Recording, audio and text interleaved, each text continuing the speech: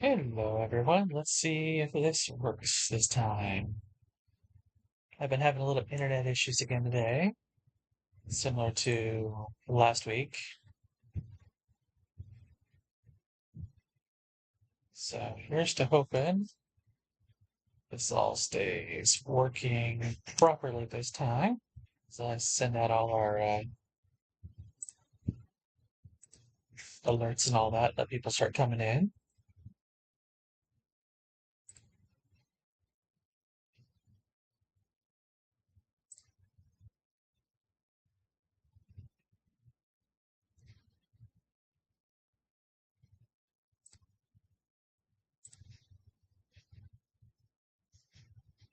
Hopefully we won't keep having internet issues this time, but took me a minute to get a little bit later to start.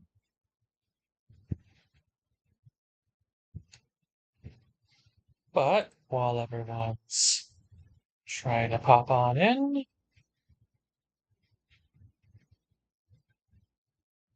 we will get the game up and running here.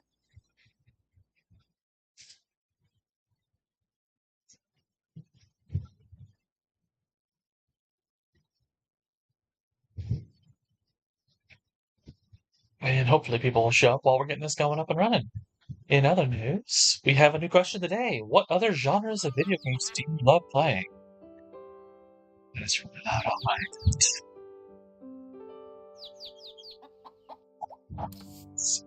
Yep, sleep. Load. I'll give people a few more minutes to get started in here. But yeah, our question today, what other genres of gamings do you play?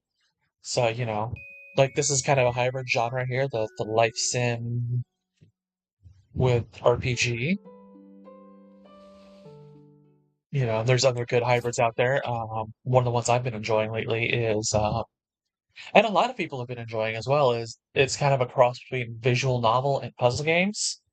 So, probably the most well-known version of it is, the full name would be Cyberpunk Bartender Action VA-11 Hall-A, or we just call it Valhalla for short. Everyone, you know, but it's got a bunch of other similar games out there. Coffee Talk, which came out a few years ago, back in 2020. It just released a sequel, Coffee Talk Episode 2. Um, there's another one called Will a Wonderful Life, which is kind of like that. It's not quite the same, like you're serving drinks kind of thing, but like you're a goddess who's receiving prayers in the form of letters, and you have the ability to um, swap certain words between multiple letters to change the outcomes of like.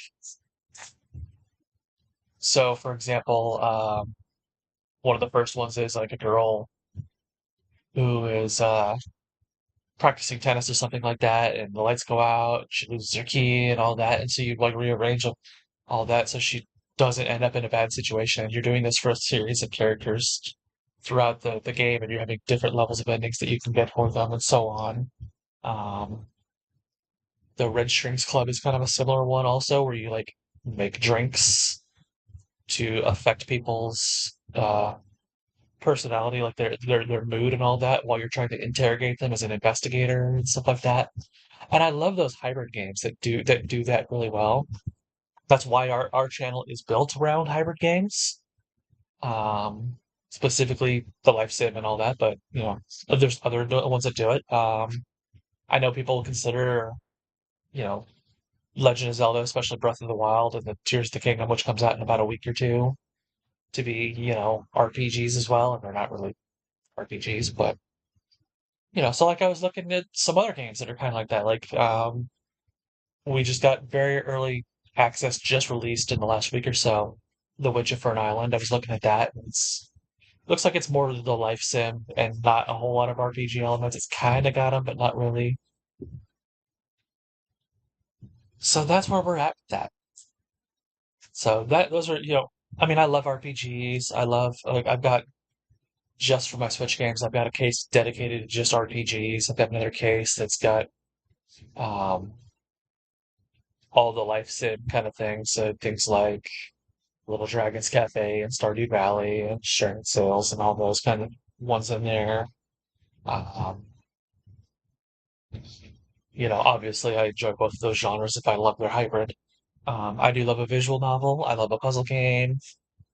You know, there's some FPSs, especially if they're like FPS RPG hybrids like Borderlands that I can enjoy. But like just a straight FPS like Doom, it's like I gotta be really in the mood. Um, so yeah, we have those out there, and there's my answers. Give it another couple minutes for people to try and show up while I chat here. Hopefully the chat is working. Let me test this because I had set it up and then everything crashed briefly. So let me do a test message in chat. Okay, yeah, there's popping up. Now it's fixed. Looks like my chat is working again. And you guys will have to let me know how the audio is for you guys once we get playing. Obviously, if someone shows up, I'm pretty sure Autumn's going to show up. She usually shows up, but hasn't been showing up right on the start of the stream lately. Sometimes Maggie shows, sometimes she doesn't. We've had a couple others that show up, usually like pop in, comment a little bit here and there, and then pop back out. It's not like some streams where it's like, I'm not Silvervale or even Joshua. Josh's Gaming Garden is probably my closest comparison of a channel that does the similar stuff that I do because he does a lot of these life sim RPG kind of things as well. We're nowhere near as big as those guys, obviously. Although we're getting close to our first 100 subscribers. We were at 88 as of just a few little bit ago. Someone subscribed earlier today. So we're getting there. You know, YouTube doesn't even consider you a proper channel yet until you hit 1,000 subscribers. So we got a ways to go. But I'm confident that, give it a few years and build it up and all that. We can at least hit that 1,000. We probably won't be pulling, game theory, multiple millions, especially not like Markiplier or PewDiePie or any of the other really big name channels out there. But, we can, I enjoy our little niche and we'll continue to grow and I'll keep trying to get better content out there for you guys. So on as we're getting going. And you know what? It's been almost 10 minutes. So let's get playing. So let's take a look at our journal today. We have the poison water. This is one of the ones that I really want to work on today. Kind of just our main focus. The new friend. Yeah, we could find the dog. We actually could do that. We could go make him some dog food while we're going to deal with the poison water because it is a quest to add him to the town and all that. So whatever, we'll do what we got to do.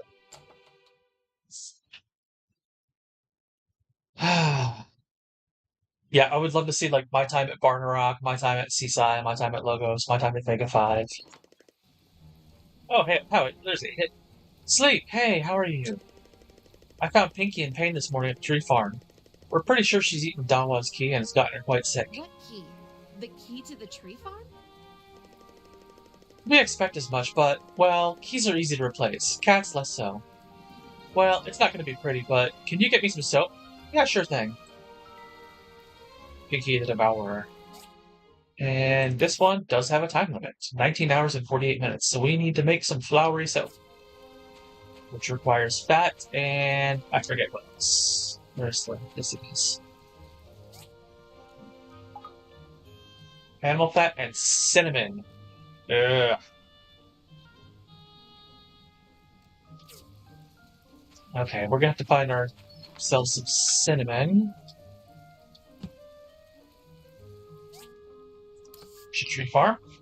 Sleep, thank you for helping us save the tree farm. We are deeply in your debt, forever. We can provide a certain amount of wood every day and we'll deliver it to your storage box by your house for free. This is our thank you. If you want us to put more supplies in the storage, you can pay the fee at our registration table to increase the output. Thanks again. Yeah, eventually they stop doing this for free. And it runs out, and you gotta start paying again. From the Commerce Guild. Yep, thank you for doing the inspection yesterday. Keep those. Comprehensive grinder, right. And crafting completed on my glass over here. Got plenty of glass. We need to start doing stone. Bricks. So we can cut down on how much stone we actually have on us. Refuel. Bars.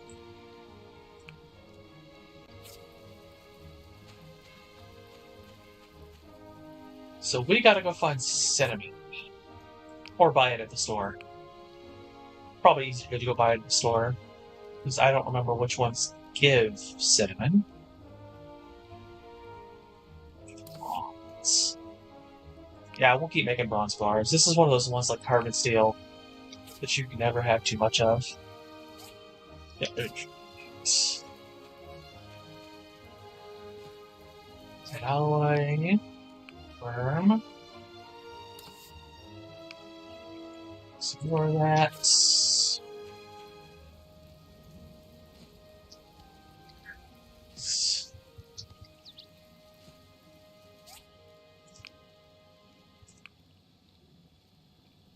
Welding rods. We're gonna need more of those.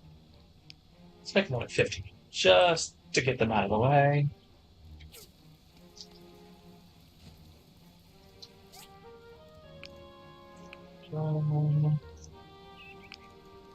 Yep.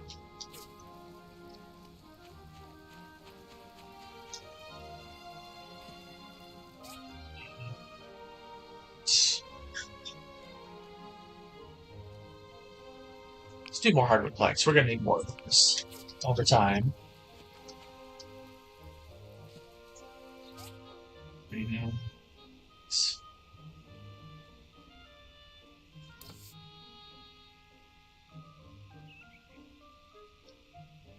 Yeah, we're gonna have to leave that be for now. Yes, crossbones. Just we'll need more of those.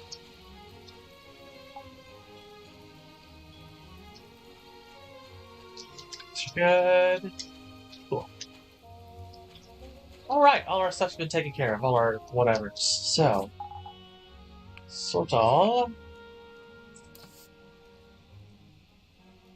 Let's see, we'll put the bearings in tech. Cloth.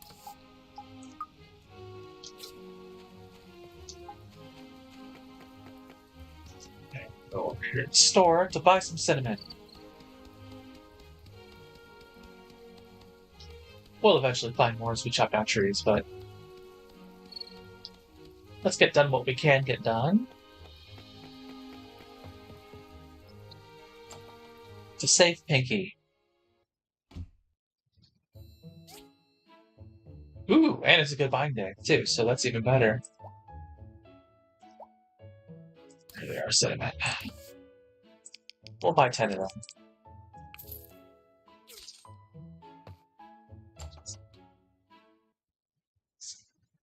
So, yeah, so we're kind of, right now, we're going to be alternating, you know, if you guys didn't catch that last week or the week, or the session before, between Portia and Rune Factory 5 for a little while.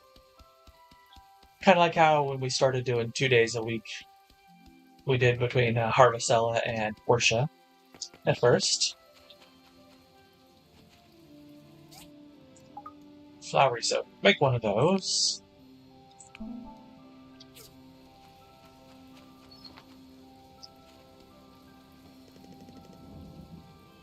Great, I could get some sense from my water bottle. Why do you need to use your water bottle? It's freaking raining.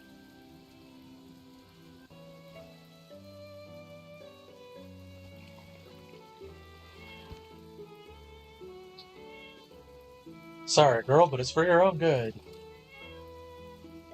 There it is. Sleep, I think we fixed her. You have a fan. Look, she's jumping up and down around you. They couldn't have voiced this? Aha, easy there, Pinky. We all love Pinky. Oh, there you go. And it's telling us that the first time when you're friends with a resident, their icon will show up on the main map. You can buy a heart knot from Alice's store to confess. Yep. Hi. Alright, let's do some things. Let's see.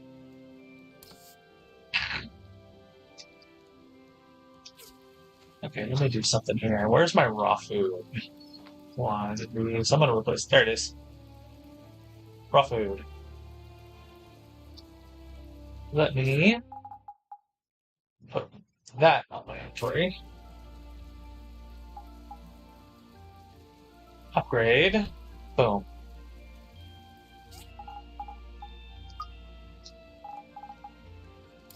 And accessories is where we'll put talisman.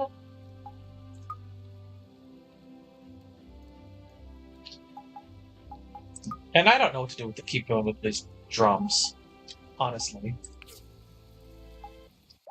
Oh. See, I've already got one over here. Why do I need another one? Just put it there for now. They are fun to play with. But eventually what you want to do is put out some of the bigger things, like the really big relics, like the thinking can and stuff like that, out in the front, so that when people walk by, they'll see them and it'll raise your relationship with them. Something the game doesn't really teach you. Alright, that was the obvious one.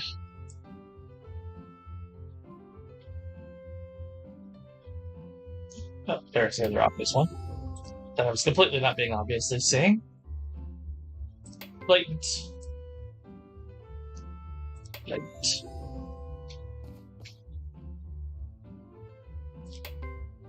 Blatant. Yep.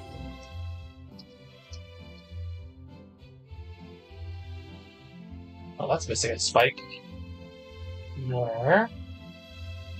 And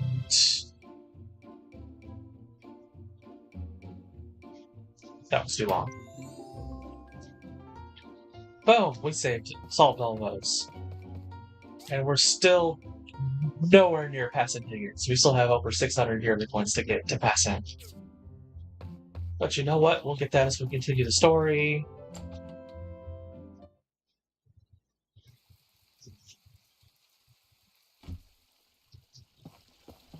So, let's get some steel plates made. We're working on it. We have welding rods made, we have valves. So let's put in for some steel plates over here. Oh, we already got bronze plates going. Okay, metals. Do we have steel plates? We have enough. Take those. I don't think we need all of them, but that's what we'll need. And 2 valves.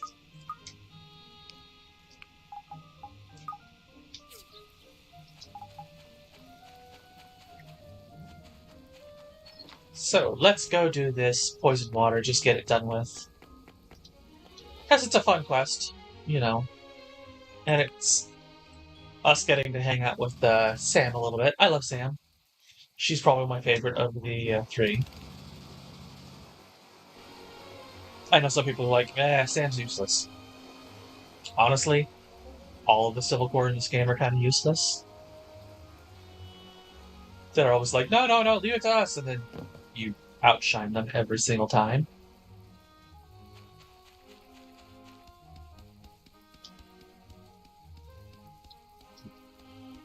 But let's go on in here and solve this water crisis.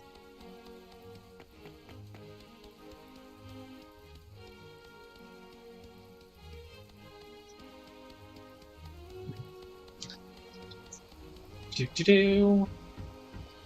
The WoW Industries. Yeah, I don't know if they probably didn't intend it as World of Warcraft Industries, but it's still kind of funny. Here to fix the pipe? Yep. What are you doing here? I'm investigating. We think someone intentionally broke this pipe. You can see the handprints on the pipe. Now, who would want to do that? Does Gale have any enemies? Ha! Now that'd be interesting. I'm sure the mayor has his share of distractors out there. Alright, so... Fix the leaking pipe. Are you sure you want to repair it? It could be dangerous. That's like flagging that we're gonna go into a hazardous ruin, basically. Confirm. That does it. Something's not right. What? Sam? Sam! I'm here. What happened? I don't know. No one's been in this ruin before. Looks like it's part of the sewage system. I've got a bad feeling about this. If thou dare, cometh at me 3 floors down. Oh, this sounds like a challenge. It's probably the villain. Let's check it out. Shouldn't we get some backup? No worries. You got me. Correction, you got me.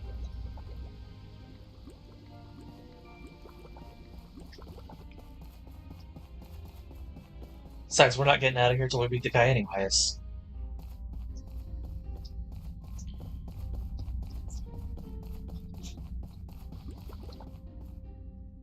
Jump on down. There's no hazard in doing so. There is no fall damage in this game. There is some in Sandrock, though, if I remember right. Smack that rat around.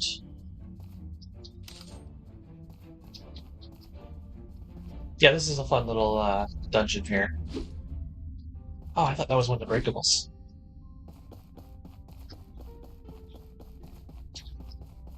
Can't go that way. Can't go that way.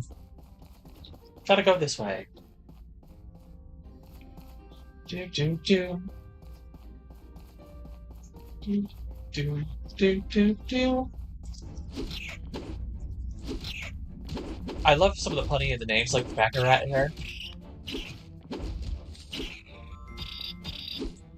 Ooh, animal skeleton is a special item.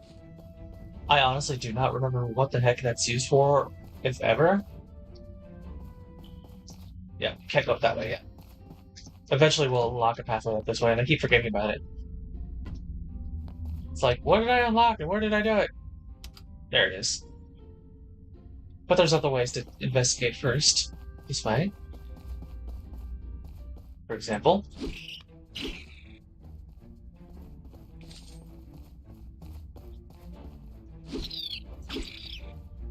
These little trap floors.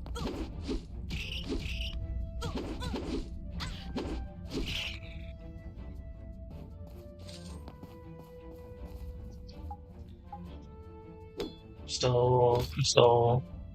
I didn't bring any healing items, did I? I did not. I only got cheap soda, I guess. But that's not going to solve the health issue.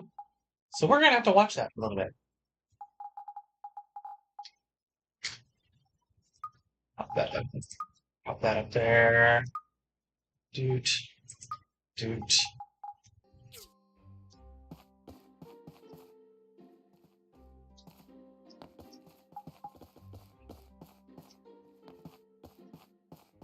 Do do do do do do do do do do.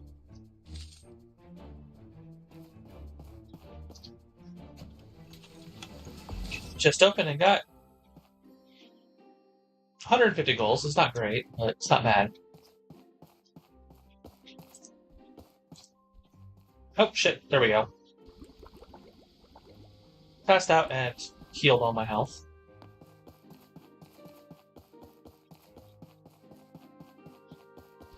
That's one of the interesting things about these story-based ones is it's not like when you're doing the hazardous ruins in the game, you know, like your normal ones, where it's like, oh, you have so many resets. No, you're permanently stuck down here till you clear it.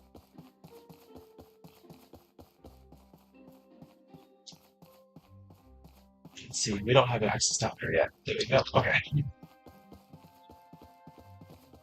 I think there was one more thing up this way to explore.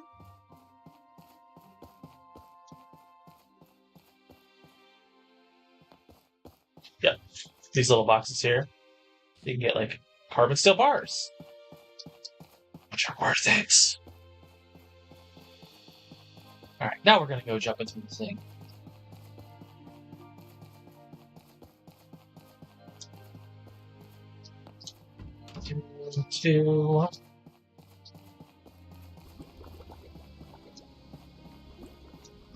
Nothing up this way.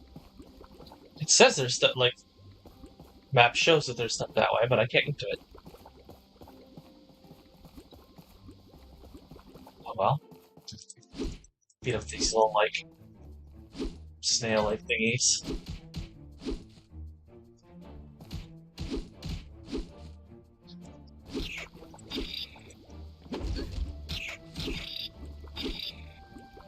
Kicking butt, taking names.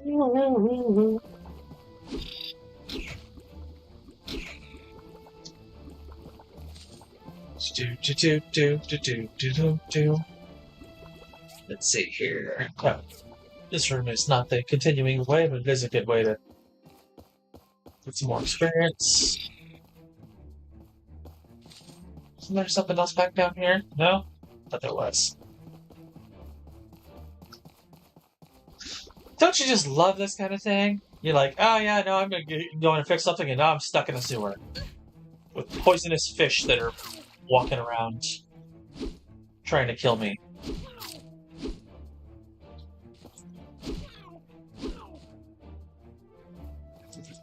And giant rats.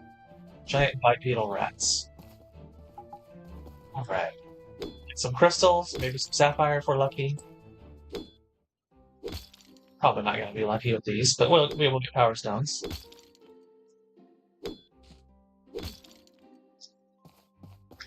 And crystal is useful for some recipes.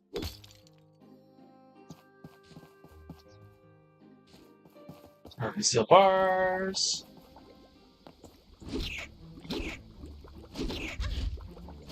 Smack, smack.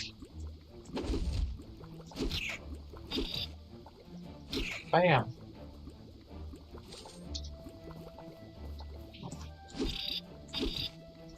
Kicking butt, taking names, yada yada yada.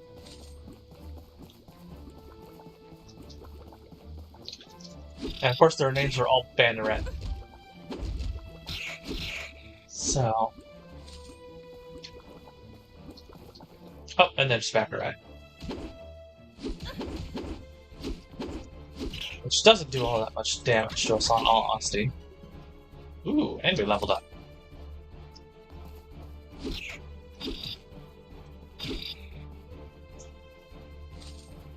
So that heals us that way, the way we came earlier. We still gotta work on removing these.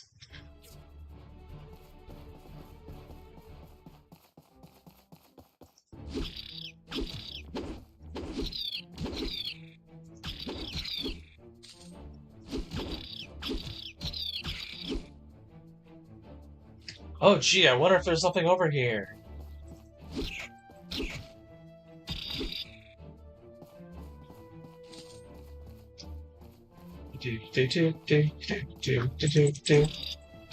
At least this side has a chest in it. Chest with dried bladefish. I forget what that does. Ooh, that's a good healing item actually. Especially for this early in the game. I mean, it's not great considering that we have decently good hit points at 1280. And we were dying more from traps than anything else when we did die. Because those, I think, do percentage-based health. Rather than, point-based.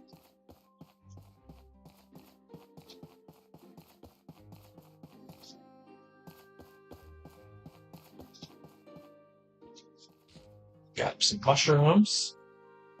Because who doesn't want to eat mushrooms that they found in a sewer?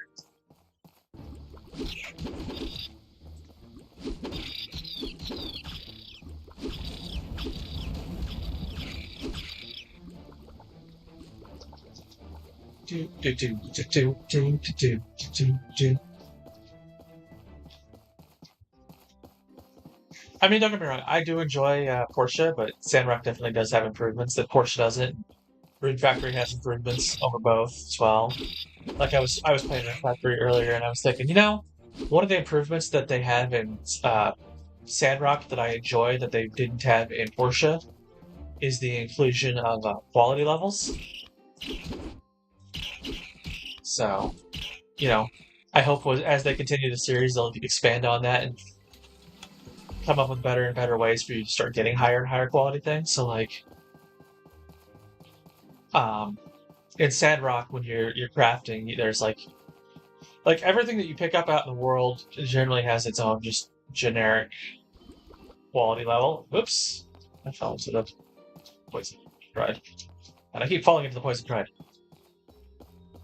But like when you craft it, there's a chance for higher quality and all that in Sandrock. But like Rune Factory, you have decent control over it. I mean, there's certain things you can't control the quality of, things that like monster drops and the like, but like you can work to get higher quality crops, for example, put in higher quality materials that you get from, as you get better at your mining and all that kind of stuff, you'll start getting higher and higher quality metals and all that you can use for crafting and so on. I don't want to need that, but we'll take it. And so you're getting higher and higher quality weapons and stuff, and so on, or food dishes that you're making, and so on. All the things you craft are higher quality because there's a system in place for getting higher quality ingredients and so on. And I would love to see them do more of that. Oh, that was a thing. I don't know what I just turned on. I forgot that was a thing. It was like a hidden over here with data disks. Yeah, there's a point that you're just like, I've got enough data disks. I'm good. I don't need more. Let's see. Nope, this isn't the way I want to go. This is the way we want to go. But yeah, you eventually reach a point in this game, you're like, oh yeah, no, there's enough data disks. And you're like, I can't make higher quality whatever. Every single bronze sword is going to be the same quality. You can't make you can't upgrade it. Well, you kind of do. So there's a couple of like versions of it that you can work kind of like upgrades, I guess. But I love to see that they're starting to put stuff like that into like Sandrock. So maybe a Sandrock sequel will start seeing better and better than that. Because that's one of the things that really like makes these kinds of games fun to me is seeing the effort that I put into something, really have its benefits. Yeah, and not just for sales things. Like Stardew, you have your quality. It's like, well, all your stuff is really just sales. It's not like you're turning around and making better quality swords or whatever. Aside from like the Ginger Island upgrades that you can do with the Forge, which is kind of a customization thing, but the customizability and the improvements on your stuff, like, yeah, I can make an iron sword, but the iron sword that I made at the start of the game, doesn't help the same kind of quality as the iron swords that I'm making, hours upon hours later when I've got better materials and better skills and so on. And I love that Sandrock's starting to put in, like, you've got the perks that when you level up that you can be, like, greater chances of greater quality. And it's not, like, the 10 levels of quality that Rune Factory has, but, they've got, like, 3 or 4 levels of quality. Like, there's normal quality, good quality, exceptional, perfect, something like that. I forget what they're all called. But you got, like, white, green, blue, and purple, basically. Is what we've seen so far for Sandrock. And we're not going to see that for Portia, obviously. They're not going to come back and re-implement that system into this, but that they're adding those in going forward is a nice touch. Ooh, enhanced iron sword. I was just talking about improving an iron sword. This is the kind of the closest we have in Portia. You take an iron sword and then you go redo it through a whole other recipe with the animal skeleton and your carbon steel bar and so on and make it a better sword.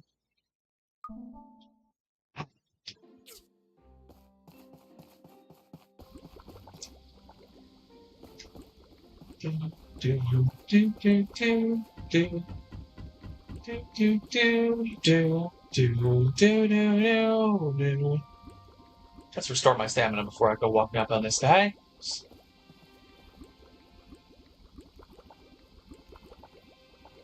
Art thou the one that ended my son? Are you behind the goo? Oh, ye doth amaze me to figure that out. 'Tis true. Now, prepare thyself.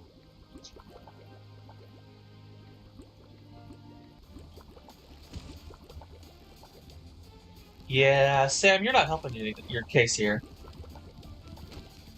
Whoa! Don't worry about me. Keep your wits. You're the one that needs to be worried about, not me.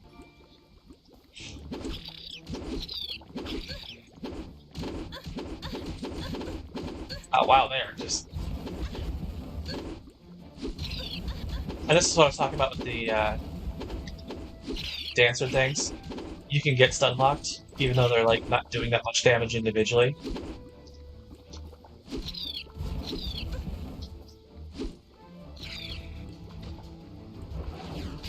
Oh, villain, villain! This be thy last day. Bring it on, fat rat.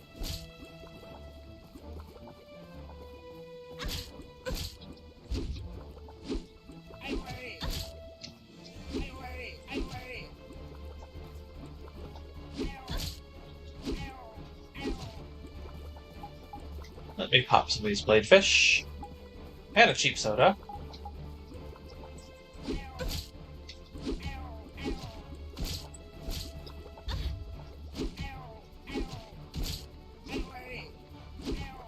He's making fun noises.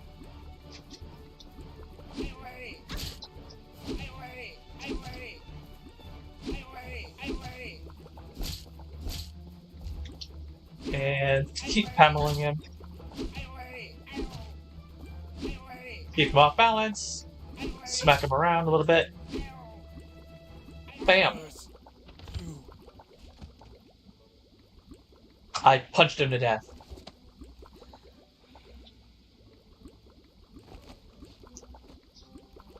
Not bad. You did well. Yeah, unlike you. You got your butt handed to you by one, and it took you all that time to take care of one of them, and I took care of a whole horde and the giant guy. Still love you, Sam. Just, you know, it's like I said earlier, you guys are all kind of ineffective. And, you know, that's gonna be a trait in any of these games. You're like, oh yeah, no, the protagonist has to be better than everything else. I almost missed this spot here. I didn't miss anything in this spot here.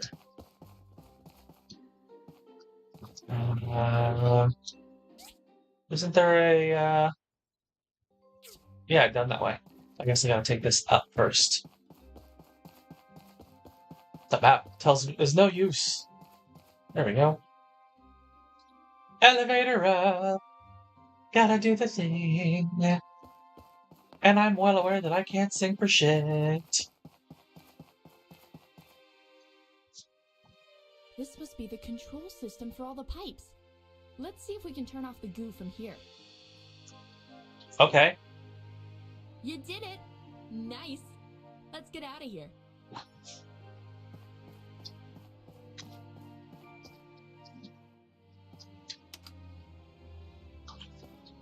Voila!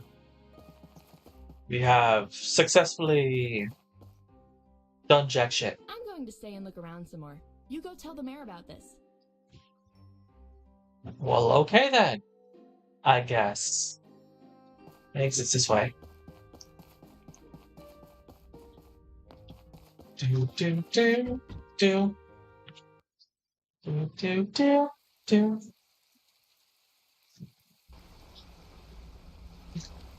But yeah, I would love to hear from you guys. If you're, obviously there's no one here live right now. Autumn will show up eventually, probably. But what about those of you who are watching this after the fact? What game genres do you guys love? Other than obviously these hybrid life sim RPG types that like this. Let's see. Ooh. Apple trees. Let's kick it a few times. Hopefully get some aroma apples.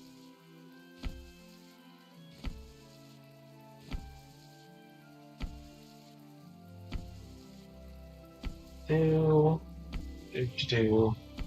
Yeah, this is not accomplishing anything, much of anything here. Oh, Van Panda.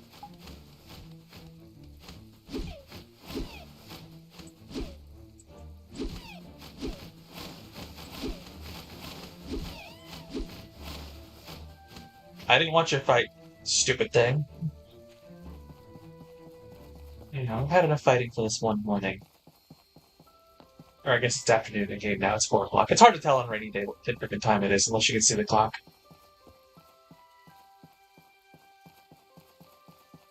Go ball. Do, do, do, do, do, do, do, do, do.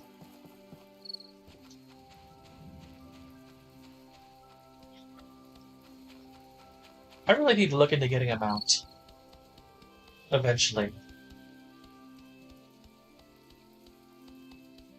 Because that definitely makes these runs much better.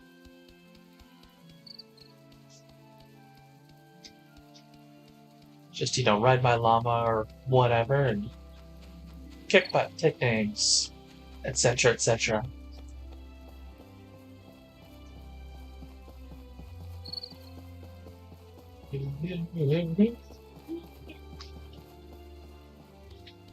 Gotta make fun of the music at least once per stream, you know how it is. Or at least draw attention to it.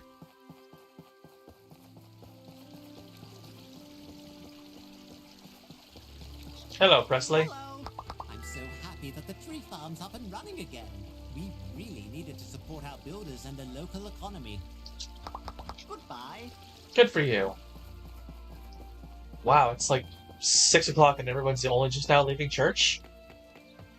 Long church day. Hey, get over here. A talking rat?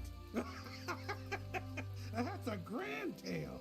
But then again, there are strange tales about the monsters from the periphery, so I'm not surprised.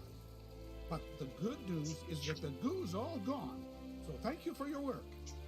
Let me give you some compensation. Damn right you will. Hello? Checked you also. A cloud has been lifted from my head. To tell you the truth, ever since the tree farm closed up, I haven't gotten a good night's sleep. I doubt that. Goodbye. But we're good where we're at now, so, everything turned out alright.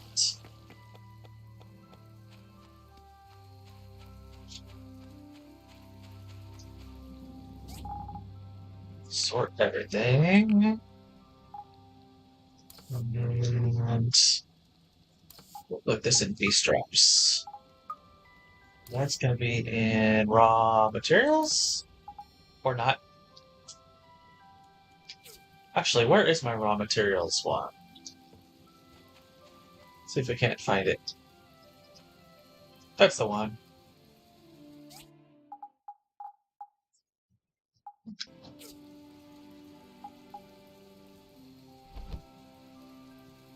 If there's one that needs upgrading, it's that one.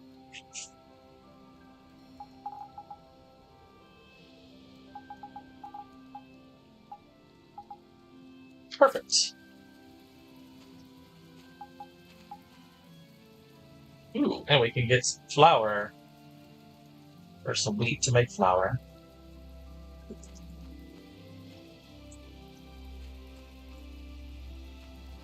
We need to grow Let's see, there was one thing here that we got that was we need to grow pretty much right away. Farming, it was the sisal ones. These ones. Yes.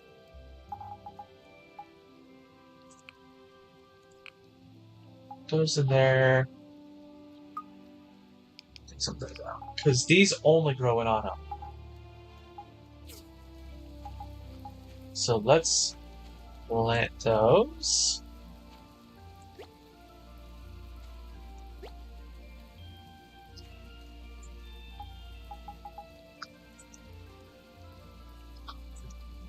Yeah, we're only going to get one batch of these done this season. Maybe two if we can get these to harvest soon, but... Speaking of, fertilize this. This uses up a lot of fertilizer every day.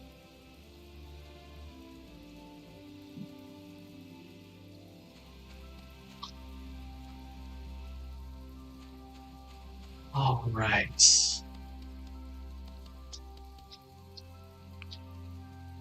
Yeah, we do not have 100,000 goals. We are nowhere near 100,000 goals.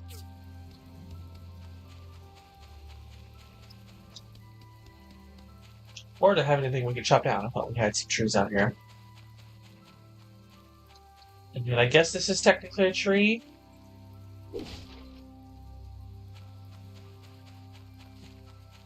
There's some stuff over here we can chop down. Use up as much stamina as we can to finish out this day. Try to be a little bit more productive. I mean, yeah, where we advance the story, but that's not the same as being productive. Sometimes the only, advancing the story is just a conversation with someone, I did record, speaking of Rune Factory earlier, our video, it's already been posted and uploaded and just won't go, live until Thursday. Our video for this coming week, it's a much longer, beginner's tips guide on Rune Factory 5 because I love me some Rune Factory. And it was just... I went into a lot of details. It's like, okay, now, I think I spent 5 minutes at one point just talking about how, real-world time versus in-game time is different for Rune Factory from Stardew and Portia and all these other games, and how even from Rune Factory 4 to Rune Factory 5 it's different, and so on. Because there are people who, they're like, I love Stardew Valley, but I can't play it, because I get, anxiety over how short the days are, and, with Rune Factory 5, that's absolutely not a problem. Yeah, I've actually heard the opposite complaint from other people who think that the days in Rune Factory 5 are too long.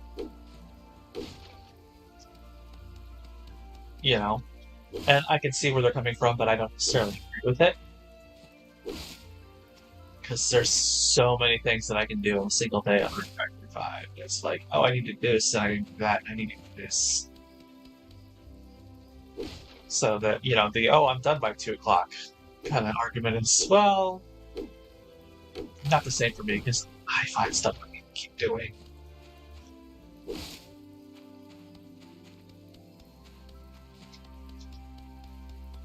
Anyways.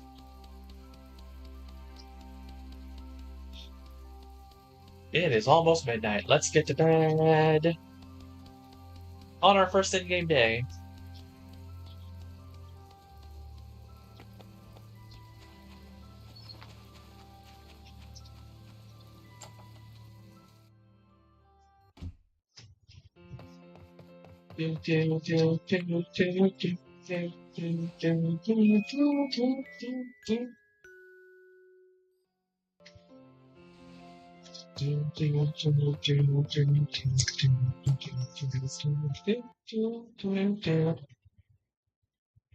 All right.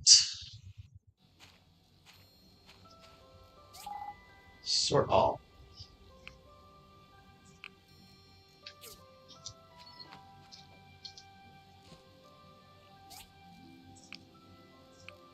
Put in there. Carbon steel bars.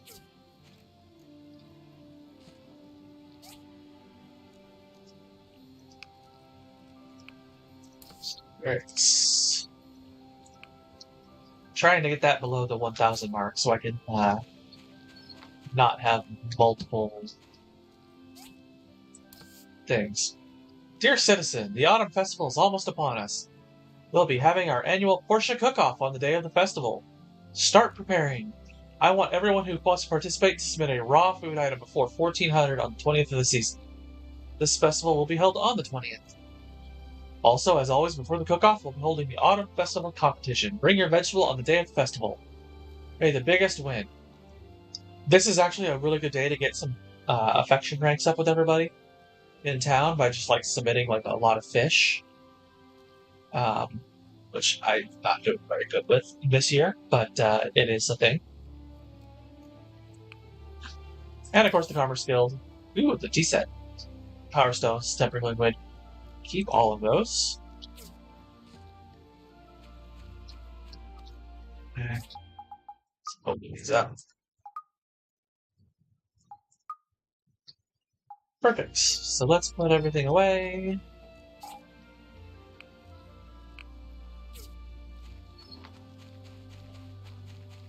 And go see what's going on over here. Because someone has a quest for us. It's Sonia. Hi! Well, hello. Hey, Oaks. What's up? That's not what you said. How's it going with the skincare product, Sonia? It is going to be so good! By the way, I was wondering if you can make me a crystal necklace. I need one when we're marketing Foxy Matter. Imagine me, a model! This is a bit sudden, but sure. You make me so happy. Tell me when it's ready, okay? Yeah, sure. Hey, Pinky. Alright. Let's go beat up Higgins while we're waiting. Come here. Come on. Get out of the way. Dude. There you go. Alright. One cultivation fence. I don't know that I can make that. 2 fur scarves. 2 berries. Ooh, that's 92. It's 89. We'll do that. We're trying to get above him, even though it doesn't pay as well.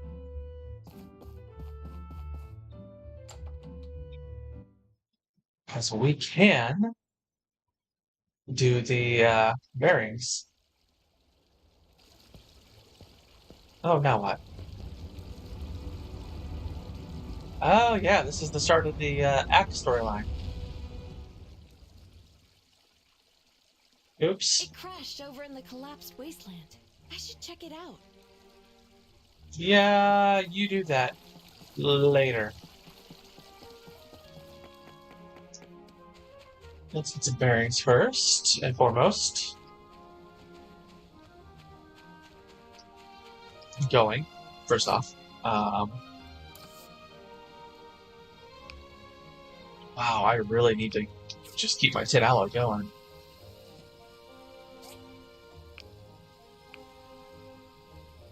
I forgot how much this stuff needs done.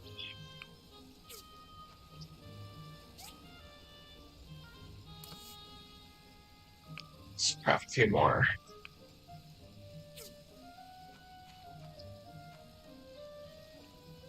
Let's see. She wants a crystal necklace. We can do that. Confirm.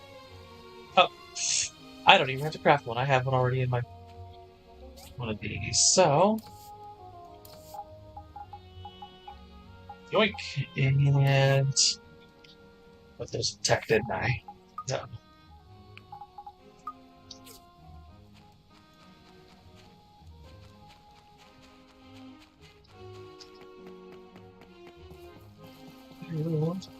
Oh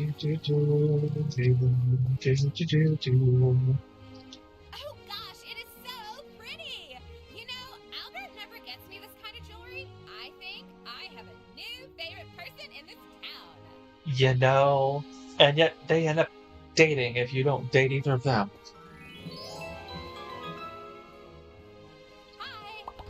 Albert tried to ask me out on a date again. How many ladies is he trying to date all at once? Bye.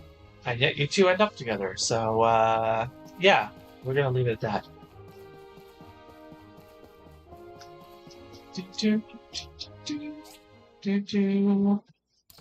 Our suspicion.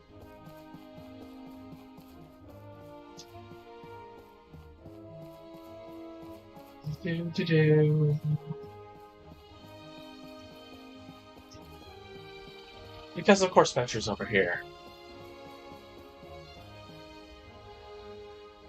What the heck was that? Are we under attack? I saw it fall from the sky. It was scary. Can you at least tell us what it is?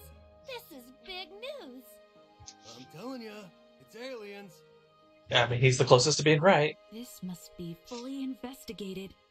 Calm down, everyone. We're on top of this. Arlo and Remington are at the crash site right now. We'll let you know what it is as soon as we find out. Oh, there you are. What's the word? It appears to be a relic of some sort. Relic? Really? Aliens? But we have a problem. We need, you, Builder. We need your help. What's wrong? The relic knocked over a tower and created a giant hole on the ground. Some monsters came out as a result. I measured it to be around 4 by 5 meters. We need it patched right away. Give us something quick. Sam, don't let anyone in until the hole's plugged. Me and Arlo are gonna clear out some monsters in the meantime. Got it. Hi. Hi. We made a special filter for our water supply so that we'll be able to filter the bigger pollutants. I don't think we can do much about the microscopic chemicals, so continue to boil your water, I guess. Thanks a bunch. Now we can get on with research. There you go. Yep. More welding rods and steel plates. Yeah, that's not happening anytime soon.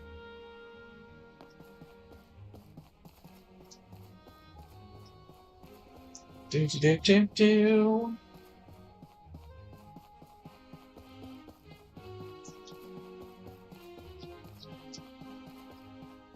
You know, I miss the days when there was like, I post the, we go live, and then like within minutes, people are here.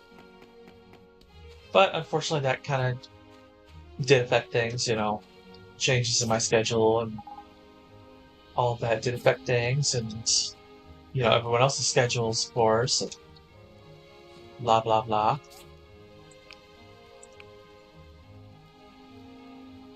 Just on my end here. Okay, get some more bronze bars. More welding rods. I'm not too worried about that after this point.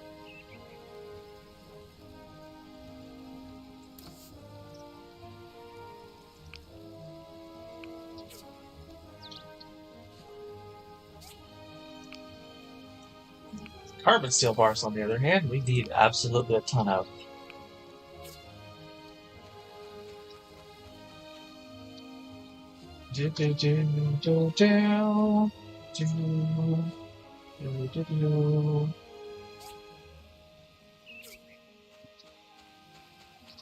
Alright.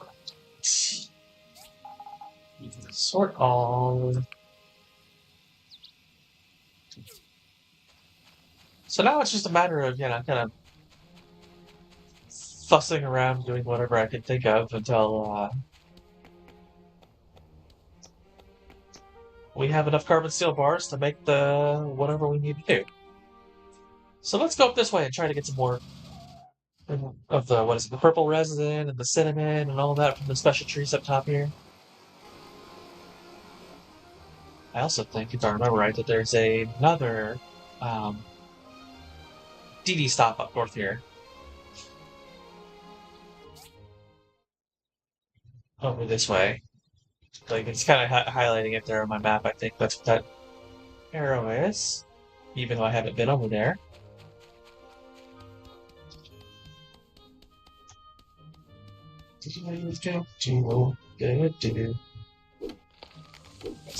These ones. No pine cones.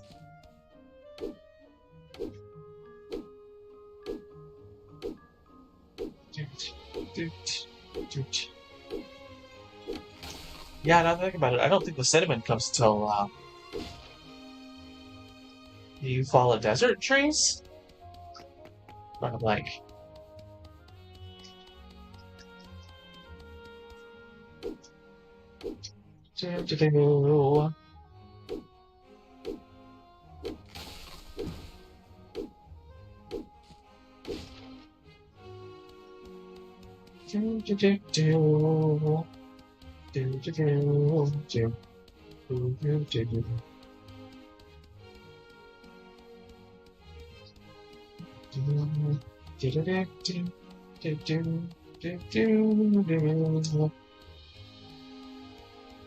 let's get pine cones.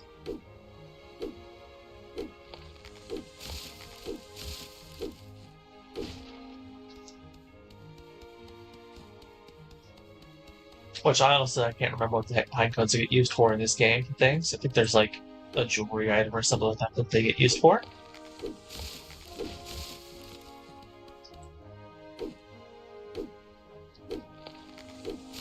Still, it doesn't hurt to get a good supply of stuff. You know, it's like you get to a 999 of stuff over like 1,000 of something, and you go, okay, now we're gonna convert it into something else and get 999 of those, and then convert those into something else, get 999 of those, just constantly needing everything. Hopefully Autumn shows up today. I might call it a short day if no one shows up.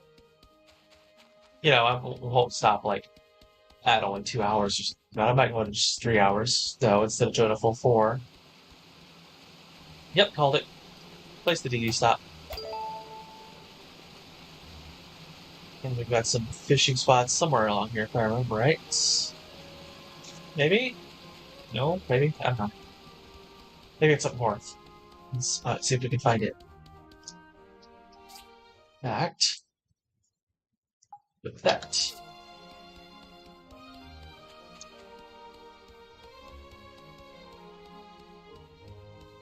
Yeah, it's further north than I was thinking of.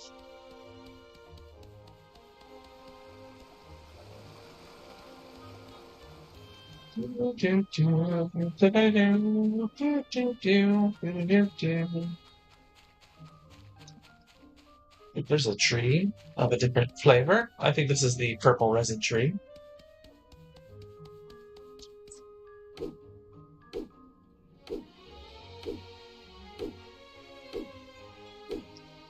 Gotta love, like, Portia is just such a like forested area, your traditional temperate region, bordering a desert, and then Sandrock, you play in the desert, you know? And it does just change so much of how everything works.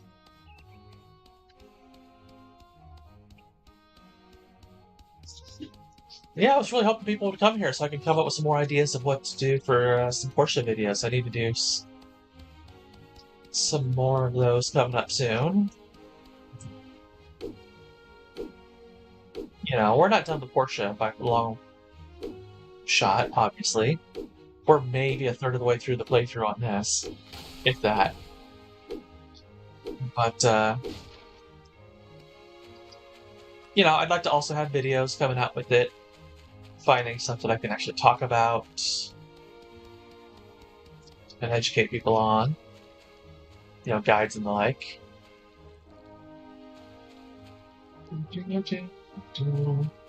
I thought there was some kind of fishing spot up this way. Maybe I'm wrong. I'm gonna have to do some fishing now over the coming days.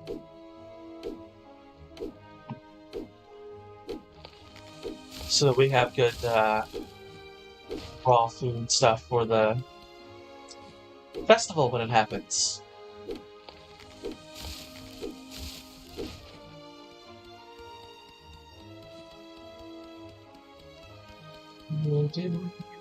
Because fish is usually worth the most points, and you want to get like the thing up to its max points.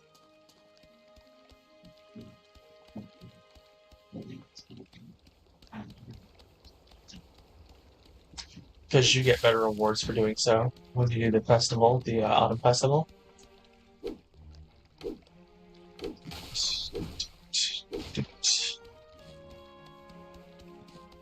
Ooh.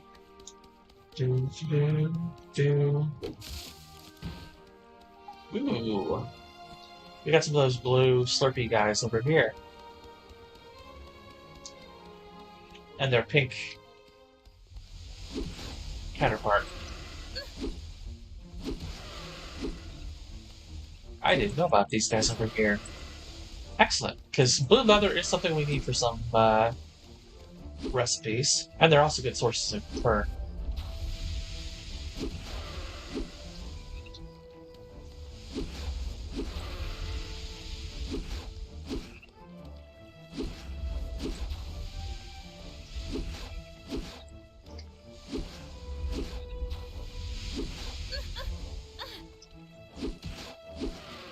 Oh right, we leveled up earlier, didn't we? I should put a point in something.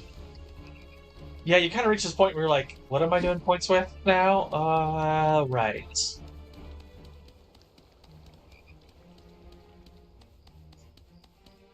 Ooh, we need to get the heck out of here. It's 9 o'clock already. Yeah, this is what I was talking about. Days in game are short. If you don't have, like, something like talking to people or whatever that's slow, or being in the building menus or something like that that pauses time, these games in the like these like real world minutes, like we're doing it here, is like 1 minute in game is 1 second in real world time. So that's like this one, and you pass out I think at 3 in this one. So you're looking at about a 21 minute full day if you don't go to bed early and you just let yourself pass out. If that long. Stardew Valley's a little shorter than that. It's like 15 minutes from 6 a.m. to 2 a.m.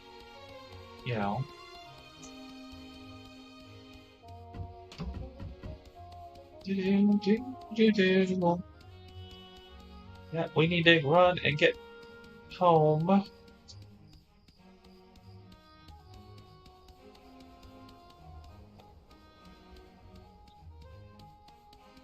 Come on. It is absolutely going to be like right after midnight before we get to bed. Because I was not paying attention to the time.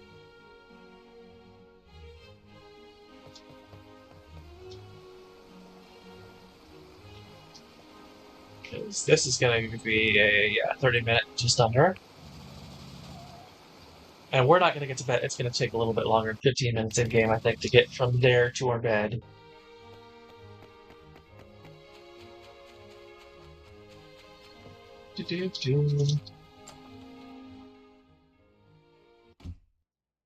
Run! Yep. Sleep. Go to bed. Yes, that might mean we're going to have reduced stamina. I forget if it's midnight or what that you cut off there. Like, Sandrock, it is midnight unless you get a third. Oh, no, we're fine. Possibly because we didn't use up all our stamina the previous day.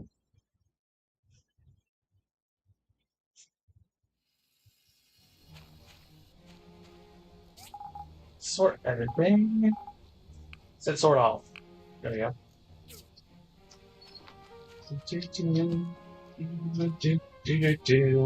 From Emily. On one of my walks, I noticed what you built for Dawa in the tree farm. I was wondering if you could do something similar for our farm. Stop by sometime and we can chat about it. Oh, that's right. She wants the sprinkler system, is what that quest is about. So we'll go bug her after we get our thing for the day. Hi, Pinky. But now we can walk in here and not take damage. Much improved. Smacking Higgins around.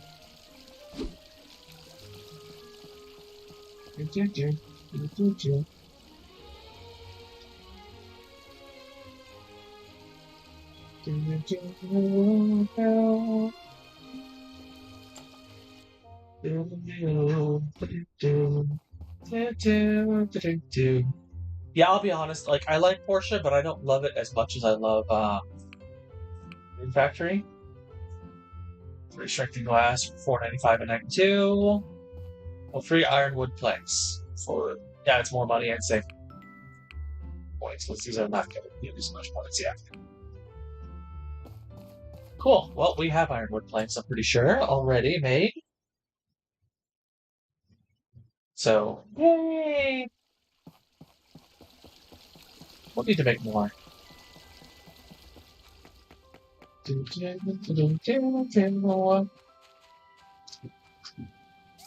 Sort.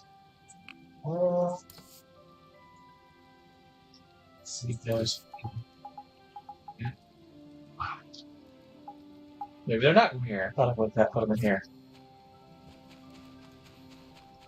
Let's come up to this one.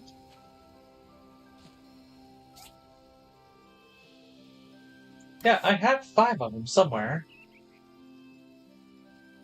Then I can only make 13 more. That's odd. Okay. It's annoying. It is what it is. Steel plates. Yes. Yes, yes, yes. Let's make 20 of those.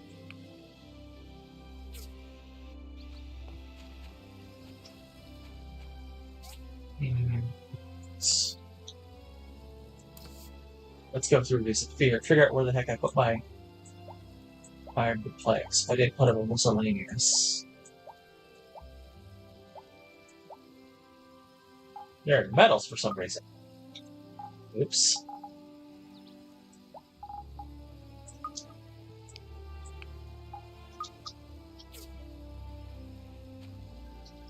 Alright.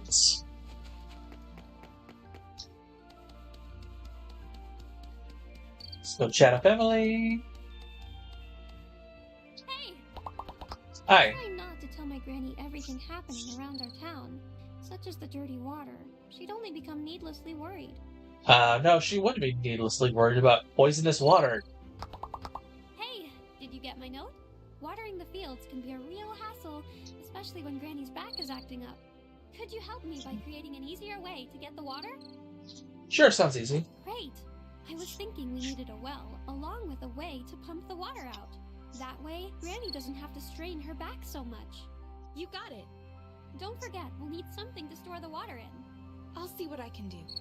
I checked with the research center on building that well. They're the ones who helped the Civil Corps set up a well by the clinic. Yep. Is there a time limit on that one? Nope. There is on this one, but we're going to turn that in right now. Also to Petra again. And go back to it. So, yes, we're going to go hit up Petra for like 3 different things, because we need to get her data discs for our own stuff too. Hello, Nora. Hello. I'm so glad you solved the polluted water problem. See you.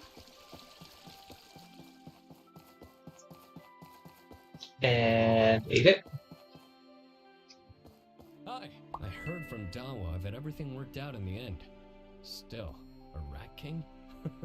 Sounds like something straight from a fairy tale. Goodbye. Did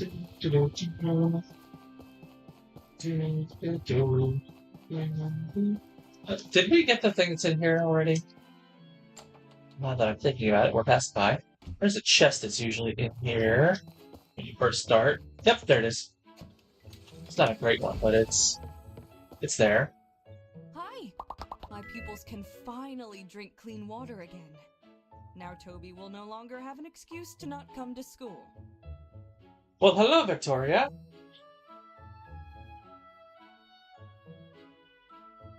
Let's see. You haven't thought much on what genres you enjoy playing? You dabble in multiple genres? Right now you've been playing farming sim, life sim games in general? Yeah, well, I mean, that's what this channel is specifically the farming / life sim games that are hybrids with RPGs. So, you know, Portia here is kind of in the middle. Rune Factory. We did Harvestella for a while. You know, Stardew kind of does it, but it's definitely far more the farming / life sim with a little bit of RPG elements. But welcome to the channel, and welcome to the stream. Nice to see you.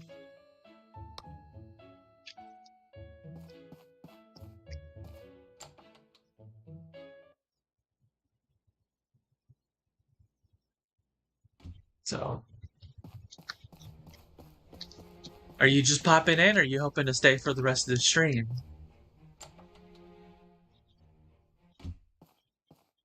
Hello, Merlin. Well, in the end, we were only able to filter some of the pollution.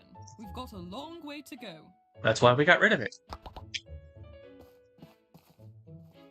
Where'd you go, Patrick? There you are. I've got like 3 things to do with you today. A well and something to pump the water out, huh? Should be relatively easy. Bring me 5 data disks, and I'll get started on the research. Done. You have them. Great. It'll take a while to analyze all the data. I'll contact you when we have something. Yeah, you'll have something tomorrow. You can always have something tomorrow. Chat. It must have been an old space station or something. Without regular maintenance, its orbit would have decayed over the last several hundred years. Awesome. Well, welcome to the stream. I don't think you're definitely not one of our regulars, but welcome, welcome, welcome. Always happy to see new people joining in. You know, we've been going for about an hour today, a little over. You know, and hopefully no internet issues this week as we had last week. There's a possibility that there will be because there's electrical work going on in the household plant. I don't know that it's actually going to happen. The roommate who is expected to do it, I don't think is even woken up yet. His room is right next to mine, so I can usually hear him when he wakes up. Commerce Commission. Yep, now we can get on with the research. Ooh. And bridge there, and research. Hi. Did you discover something new? Yes, I That did. should be enough data disks. Still, if you want to expedite our research, you can submit more data disks. And give you all that. Information on these disks. But yeah, like I was saying earlier, I love, just like you, I love a whole wide genre of games. I mean, if I've got 4 different cases just for my Switch titles, and they're all organized by genre. So, like, my biggest case is the RPGs, and that one holds something like 72 cartridges. But then I've got another case that's got, you know, like adventure games like the Zeldas and stuff like that. Another one that's like your action titles like the Bayonetta and Astral Chain. Another one that's got your the standard farming life sim things, you know, Story of Seasons, Stardew, Stranded Sails, and so on. You know, I've got one, and it's the girliest looking one. It's like the pink Sailor Moon one that I've got like my horror titles and my FPS titles and stuff like that in there. And, you know, I've got my Metroidvanias and all that. So absolutely, just like you, I love lots of genres. But I was saying earlier, I love ones that do kind of hybridize different genres together. So, like I was talking earlier about, if you've heard about it, Valhalla, it's short for the full name. I'll actually type it up in here because it's kind of a pain to say, but it's Cyberpunk Bartender Action VA-11 Hall-A. So let me switch over here so I can type it in.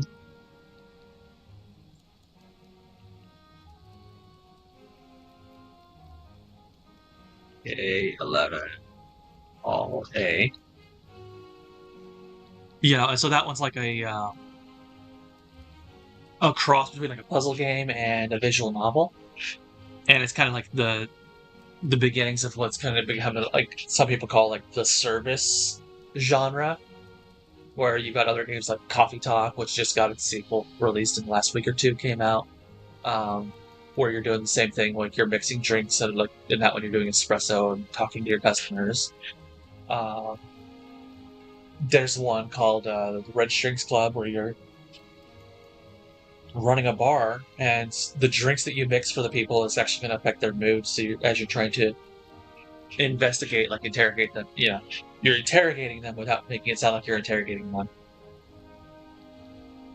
And you know, it's an interesting like take that. Like I love that kind of when you get those good hybrids and good attempts at what like a hybrid of different genres are and how they work out. Borderlands is a good example. It was, you know, FPS with like the looter kind of thing of Diablo with an RPG, and that did really, really well. So I love seeing well-crafted hybrids like that. That's kind of what this channel's built on. Let's see, yeah, we're low on bronze. After all those bronze plates. Let's put that up. That.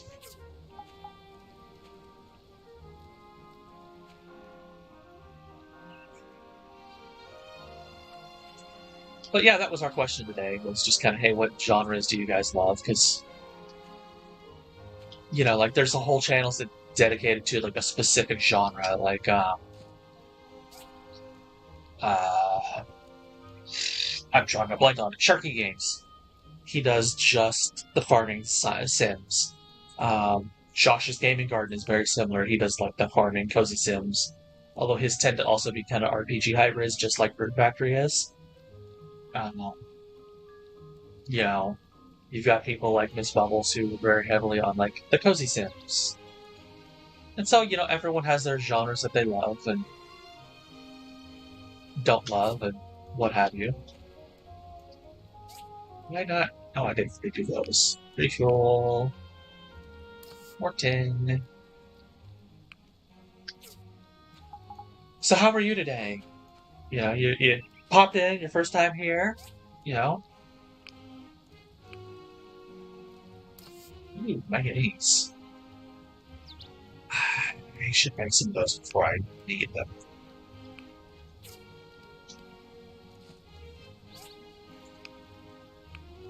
Perfect steel.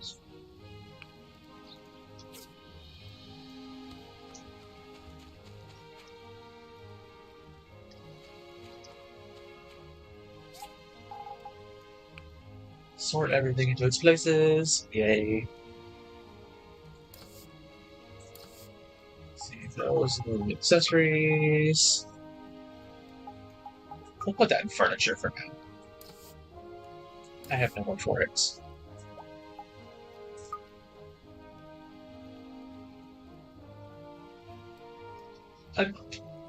Tired but good is, that's definitely me as well.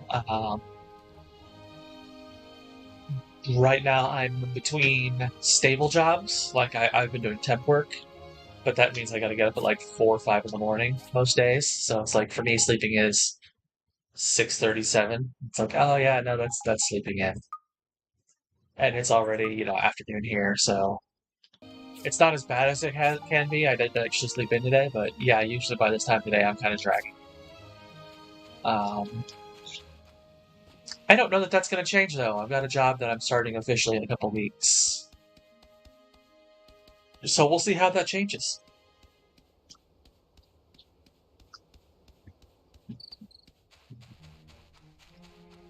Alright, let's go catch some fish.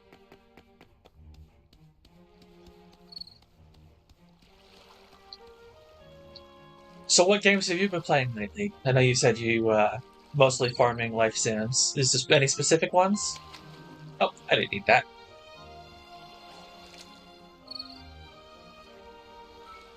Yes, I would take one of you guys.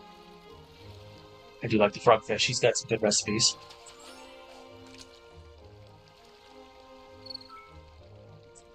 Oh. Damn. What's that? Do. Look, it's a catfish. No, I don't need a tennis racket.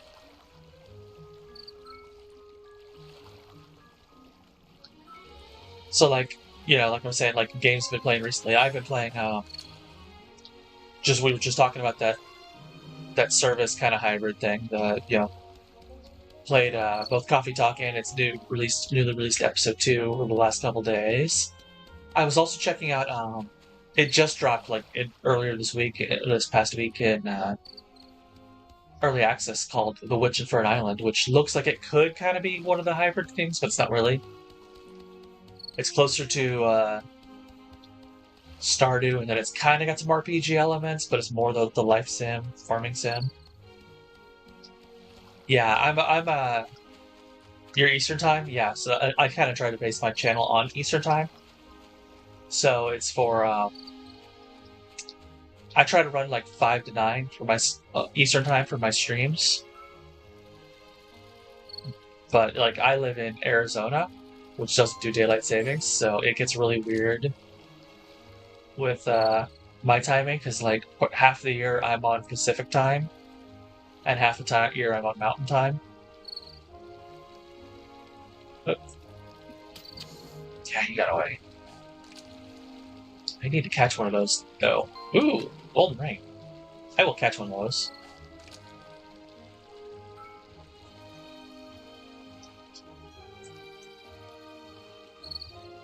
Alright, we gotta be patient with one of these guys.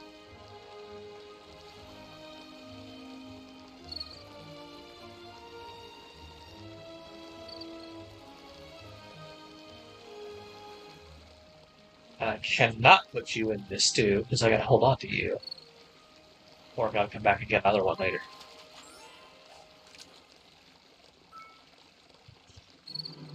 But yeah, I'm looking forward to the new job. It's nothing glamorous. It's gonna be basically I'm the phone operator for a hospital in town. It's a federally run hospital, so it's gonna have a lot of good benefits, and like my time in the military will apply for retirement with them, so I don't have to do a full 20 years or anything like that.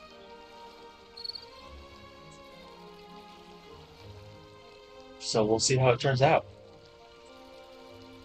You know, and it's not going to be like a glorious, like, this is the job I want to do for 20 years kind of thing. But I do want to get, you know, it's a foot in the door.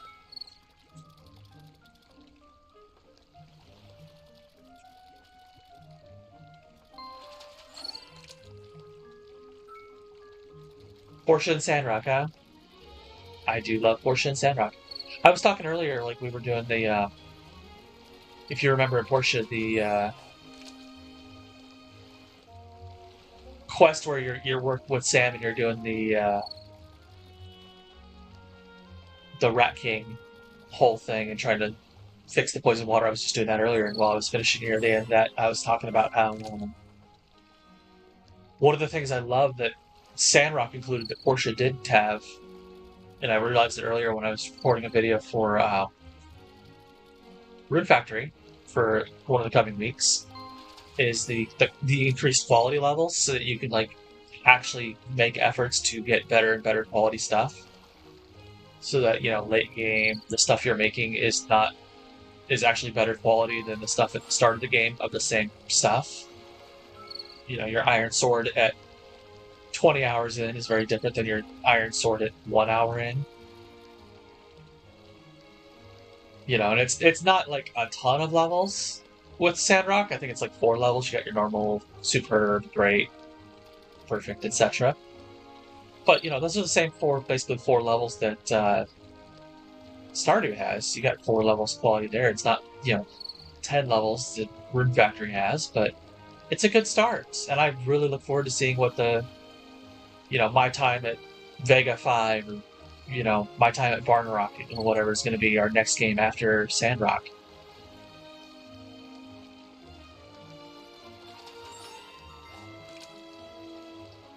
Hey, Maggie! Long time no see. How are you doing today? I'm doing good. Yeah, we have been missing you for the last few streams. And I'm actually happy that we've got people here, you know. I don't know if it's because of the time change and all that, but lately people just haven't been showing up right at when we start. It usually takes an hour or so for people to show, so maybe I need to start an hour later each day. Alright.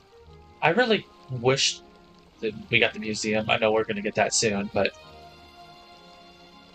need to look into getting a better museum, or get the museum so I can get the better rods, because this starter rod is not cutting it.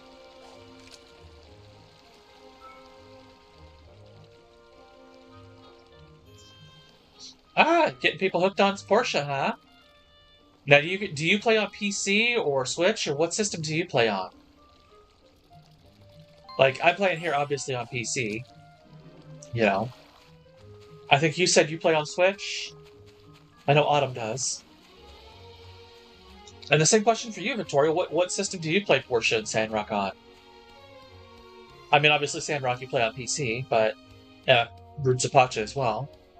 Are you also a PC Portia player? Yeah, so we got Maggie and Autumn or Switch. I'm PC. I'm guessing Victoria's PC as well, since you also mentioned Sandrock and Roots of Pacha, which are both early access right now.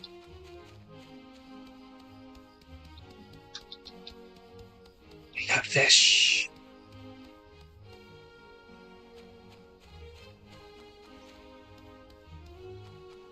I think I need to start looking around for these kinds of things. Wait, no, that's wood. Yeah. Yeah, I always love seeing new people, especially if they come back and like become regulars. You know, I love having people join in. Oh, you play Portia on both. How is it on the Switch nowadays? Because I remember when it first came out, that was the performance issues was one of the biggest complaints. Because I know that's one of the issues, like with Portia with Root Factory 5 as well. When things that were on the Unity engine, the Unity just does not run well on the Switch for whatever reason.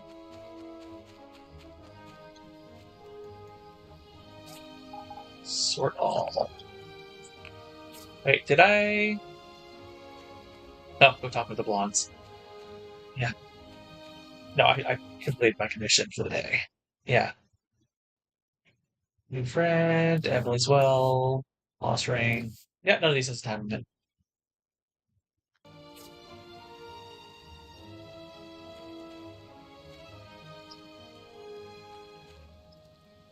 All right, let's actually let me check something here. Iron Sword is 90. Enhanced Iron Sword is 105. Blade of Malice. Oh. Yeah, these are the closest to like the spiked practice sword, Blade of Malice, Enhanced Iron Sword. These are like the highest kind of examples of like higher qualities that Portia has. So I'm absolutely glad that they do like higher qualities in Sandrock, like I was saying earlier.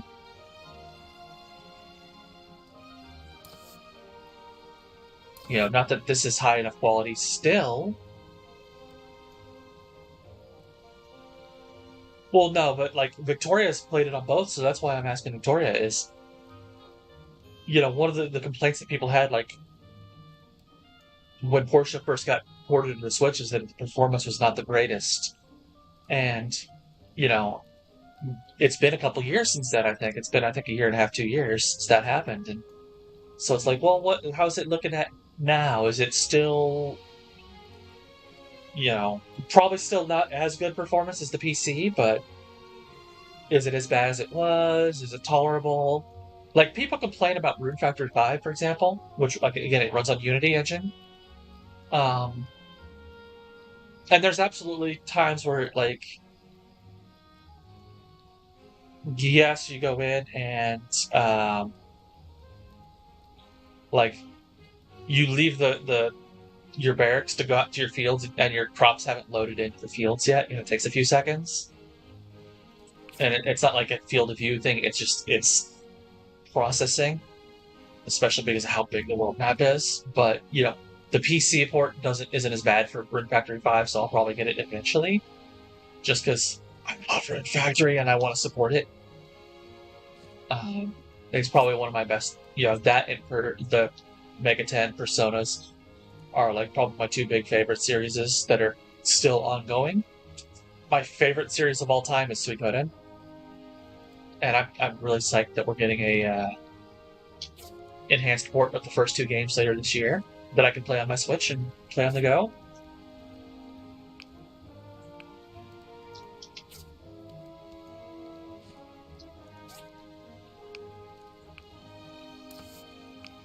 But yeah, so it's just kind of like, hey, how does it compare? You know, I'm always curious to see how games compare on systems, because like Stardew, there's no real difference between PC and like Switch port versions, except for the fact that you can mod on the PC. And I do have Stardew on both, and I love playing Stardew on the go. You know, and that's one of the reasons I love the Switch. You know, there are games that absolutely is like, okay, I gotta set this on play PC. You know, I couldn't imagine Cyberpunk 2077 on the Switch. Of course, several years ago, people couldn't have imagined The Witcher 3 on the Switch, and it's there and it's one of the better ports. So, take that for a grain of salt.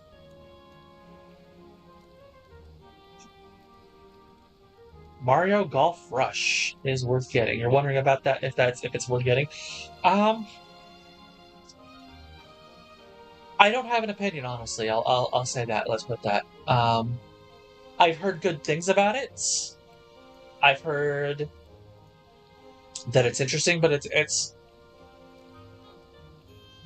especially the Mario sports titles, but sports titles in general are not games that I really cater to. We were talking earlier about like, oh yeah, I love all kinds of genres, but there are certain genres I don't play as much of. Um,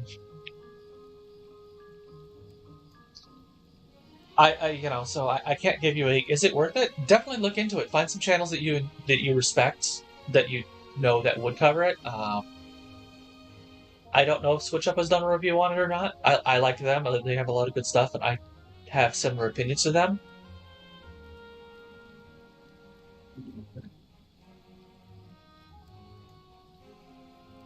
So it's also a matter of if you're going to like it, because let's talk reviews here. Rune Factory 5, if you look at like Metacritic scores, is actually one of the worst rated Rune Factories of all versions. Like, if in there, that's including like I was reading an article on it the other day. It was like by rank, by like their Metacritic scores, and they had separated Rune Factory 4 from Rune Factory 4 Special. And even though Rune Factory 1 is considered the least good of the batch by fans, it reviewed better at the time that it came out than Rune Factory 5. One of the complaints that people had with Rune Factory 5 is that it's too similar to Rune Factory 4, except now it's 3D, and because the Unity engine issues, and so on. But I still love Rune Factory 5. I still absolutely love it. I love Rune Factory 4. I love the whole franchise. I'm going back, since last week's episode, or stream when we did Rune Factory, we started Rune Factory 5 on channel. I've been playing Rune Factory 1 on my 3DS at work during breaks. And it's like, okay, yeah, no, I still love it, even if it's not the best one. So, if you love Mario sports games and you think you can, enjoy it, give it a shot. Maybe don't buy it for full price. Maybe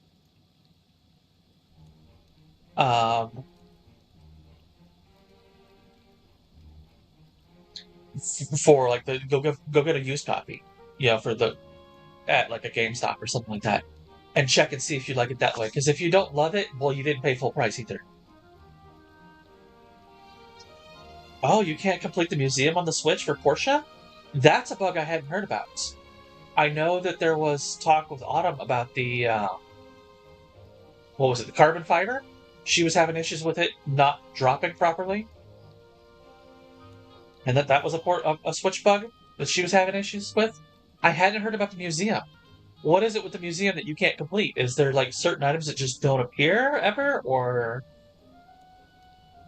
because with the museum, it's like I know on the PC, most of your items are things that you yourself craft. Either they're, you found the relic pieces and you put them back together, or it's, the stuff that you build on the assembly station. And, there's a few, like, the books and the paintings and all that are odd that things out, but most of it is stuff that you yourself are responsible for. So I'm curious to see, what is it that you couldn't finish it with on the Switch? And now I'm curious enough that, you know what? Let me do this. Let me switch over here real quick. I'm going to check in here and take a look at that, because that's interesting. That's the first time hearing about that. Time at Portia Switch issues.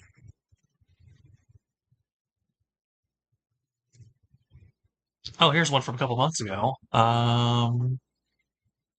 They were asked about my time at Portia Switch lag and frame rate issues.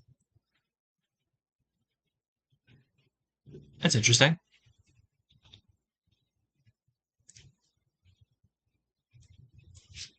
Switch version. Can't delete museum.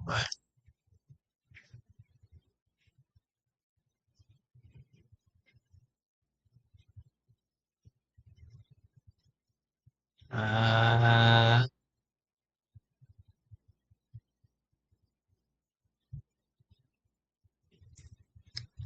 oh.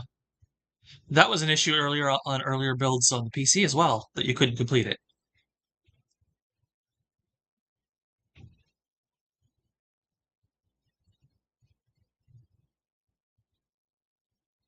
Because there were there were so many slots left. Is that what you were talking about? Like that's what the issues with?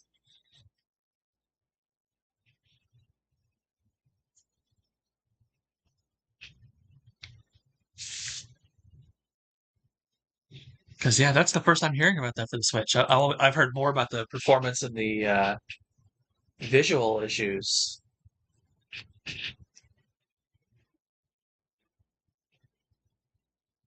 Oh wow, that's interesting. That's interesting to know. That kind of fits in with what Autumn was talking about with the carbon fiber bug that she couldn't find the carbon get enough of that.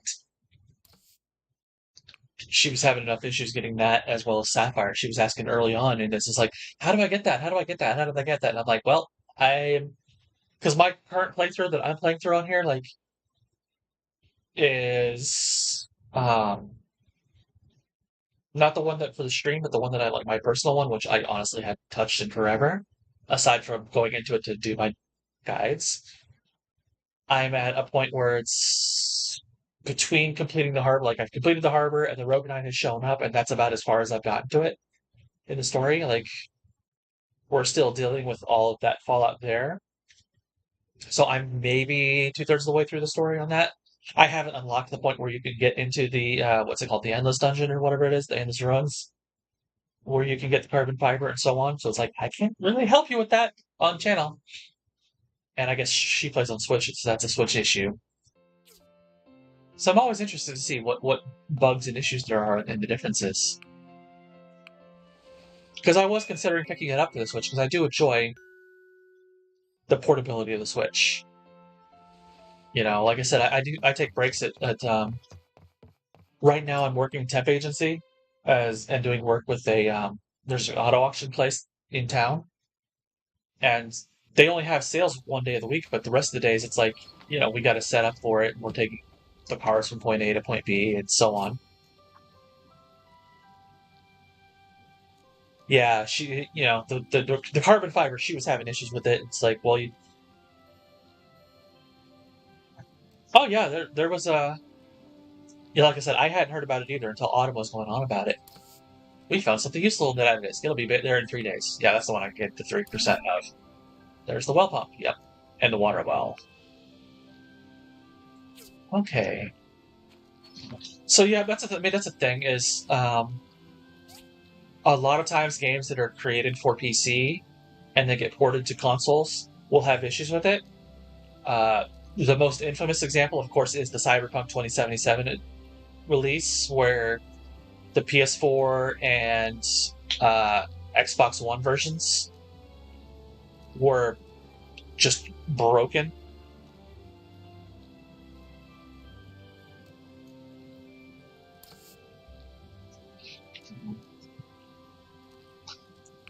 Hey, if you enjoy it that much and you've got 3 different files of completion, awesome. You know, and of course, that's one of the things about these games is you don't need to have 100% completion to beat the story, and that's one of the great things about this whole genre that I love. You know, Rune Factory 5, for example, you have post game stuff that you won't even have access to until after you've beaten the game for your completion. So it's like you don't have to be like, oh, I've got a 100% completionist to this kind of thing to beat these games and enjoy them. I am curious. We had this talk a couple weeks ago, or a few weeks back, maybe about a month now, of who your marriage candidates are in your playthroughs there, Victoria. Because like Maggie was saying that she does Arlo, Autumn does Gust. On my current personal playthrough, I had Ginger. On this one, we're aiming to do Phyllis. I was talking earlier, I love Sam. She's not the most appealing romantic candidate, to be fair, but I love her as a character. And so one of my playthroughs, I'd absolutely want to romance her. So I'm curious, across your 3 playthroughs, who all did you romance? And what did you think of them?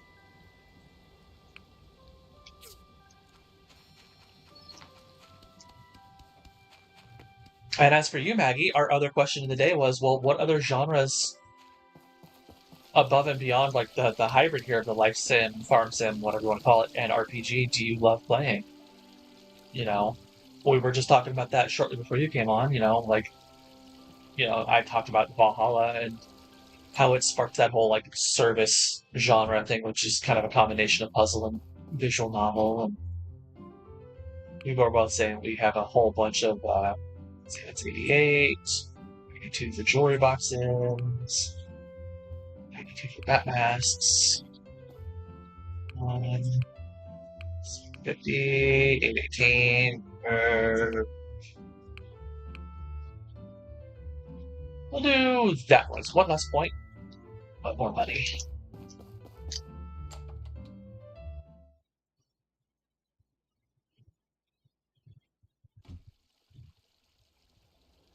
Yeah, I forgot you guys mentioned Dr. Shu.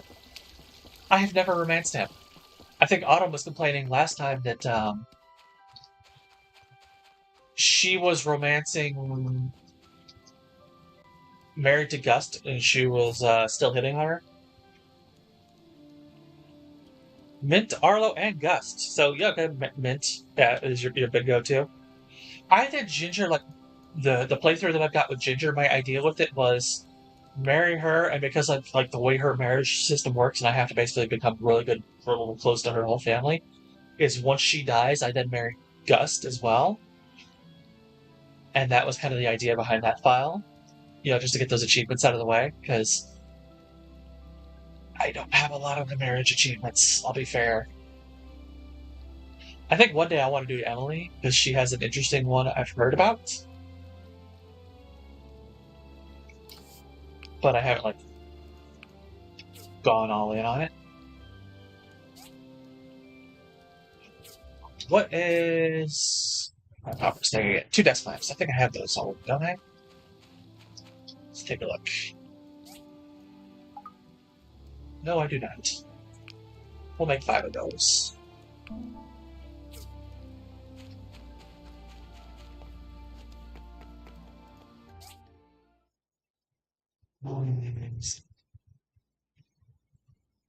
So go turn it well. Okay.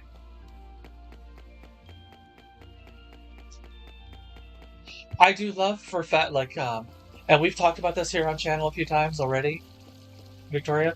I love how they're blending together Sandrock with Portia. Like, I have not admittedly gotten very far into Sandrock. I've only gotten past the building the bridge, basically. And I'm exploring over there, and we're trying to put together some of the stuff after that. But I absolutely love how, like, they've included Mint in there. Like, you have that visit for Mint, and it's like, oh yeah, there's, like, the blending of the games. Oh, well, yeah, most people started with The Sims, when it comes to life Sims. But I was talking about, like, what genres? Do you have other genres of games that you play, like, outside of the life sim, farming sim? Like you were mentioning, the golf, the Mario Golf title right there. Like, do you enjoy sports games? Is that just like you want to just look at just the Mario one? Let's see the blondes. I'm trying to think of who all the blondes are. There's Sam and there's Emily.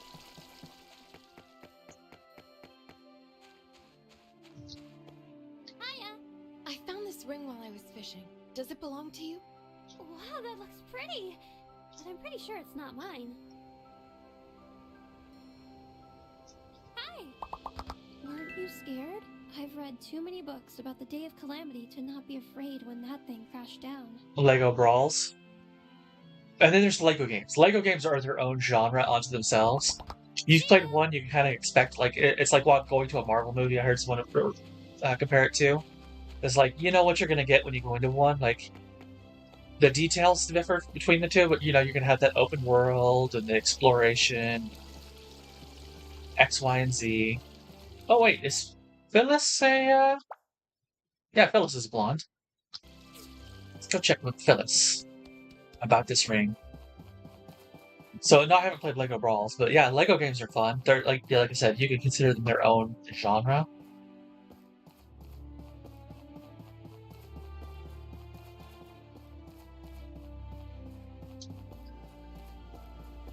Like I love the Skywalker Saga is a fun one. Yeah, it's cross platform. Isn't it kind of like a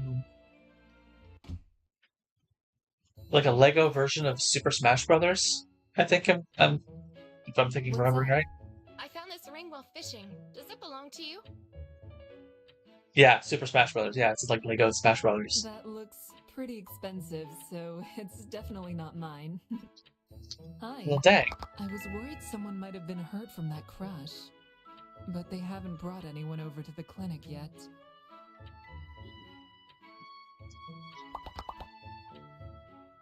Yeah, I haven't played very far. I'll be honest. I was worried someone might have been hurt from. Oh, we talked to you already. One of the things of like one of the downsides to running a channel like this is you don't get as much time for personal playthroughs. Like you know, like if I were a review channel like Switch Up, I would be playing constantly other games for the purposes of reviewing them and not have as many chances for Hello. Yo, kid, looking good. like just for fun. In the ruins. Don't expect me. Bye. But even like, yeah, with this one, it's like, yeah, I don't play Portia or Sandrock or all that as much for fun. You know, and sometimes it's like, I want something completely different in my genre from what I play for the channel if I'm playing for fun. So like, Persona 5 Strikers, or like I was talking earlier, Coffee Talk, I've been playing that the last couple days.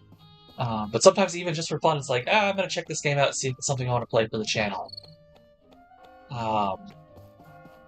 The Witch of Fern Island is one example of one that I was checking that out recently. And it's an interesting game, I'll give it that. It's not where it needs to be yet. It's absolutely early access and it shows, but it's got an interesting concept to it. It's not one we would play on the channel though. It doesn't have enough RPG elements.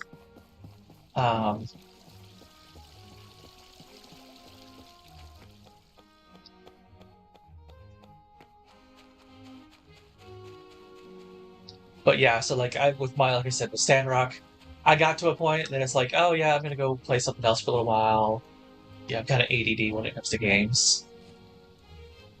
You know, and I'll come back to them, and you know, like I'm juggling Strikers, Rune Factory 5 new playthrough, Rune Factory 1. I just finished up Coffee Talk, like a playthrough of each of Coffee Talk 1 and its episode 2 over the last couple days because those are shorts. You know, stuff like that. It's like, oh yeah, I'm all over the place on my games, so it's like, oh yeah, no.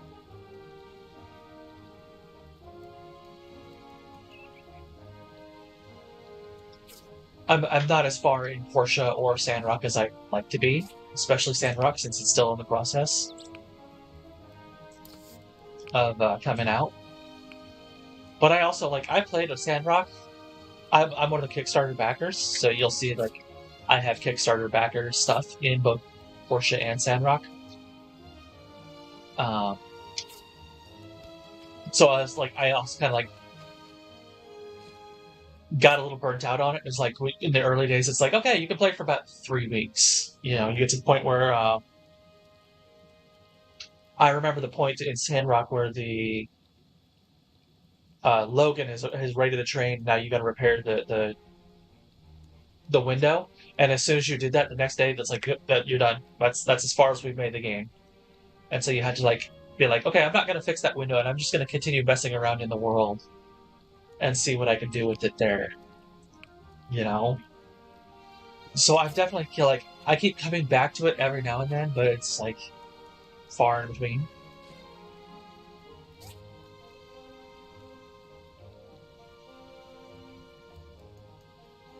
Well, there you go. See? And I don't know how often that they'll ask that or how frequently they'll do it. There's ways you can encourage them to be like, yes, I want you to have a baby with me. Oh, that is... I've forgotten about that in the last couple of days. Let's hope that it's not going to affect its quality too much with the thing. I can't read that. What is it, 5 days? That's not going to be ready in time. Dang it. I planted that on the 1st, too. I was really hoping that would be ready in time. Oh well. We're not going to have a giant vegetable for our festival this time around. But we can go get some fish for it.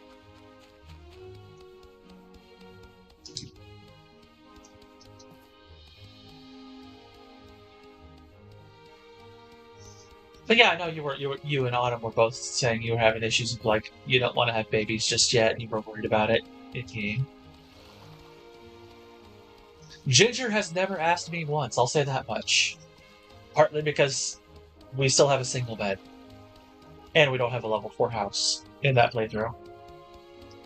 I do have a maxed out workshop space though, so upgrading the house, I guess, is my next step.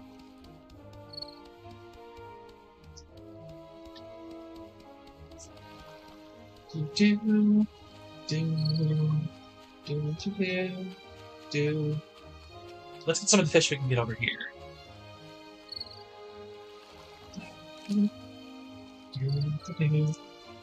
I love the bubble fish. The bubble fish stew is if I remember right, is one of my favorite dishes for like mid-game. I forget what the buff on it is, but if I remember right, it's got a really good buff.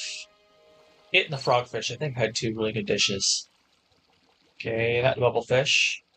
Can we get something else, please? We'll get the Emperor bubble fish. Take that.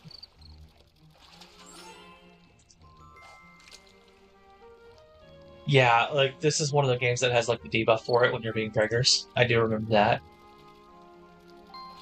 I don't think Rune Factory has one like that. But you do get preggers in that one.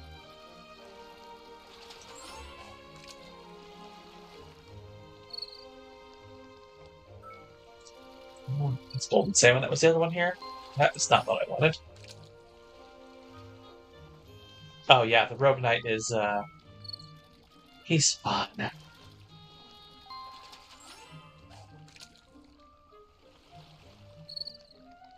You know, it's funny, I had a, on my personal playthrough, the one where I'm married to Ginger, I had some kind of date that I took her on the same day that I ended up going to the,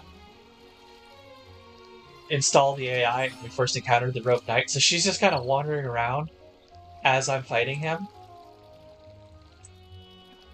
And I've heard people have something similar when they go on a date with Adit on the same time that they're battling the Rogue Knight. I need bait. I was worried about that. We are out of bait. Do do do do. Do do do do.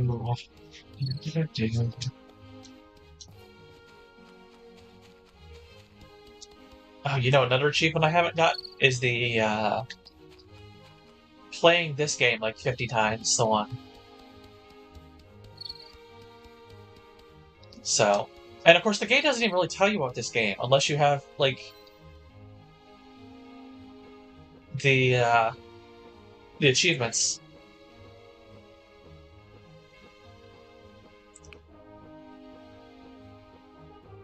Try time this and both. Yeah.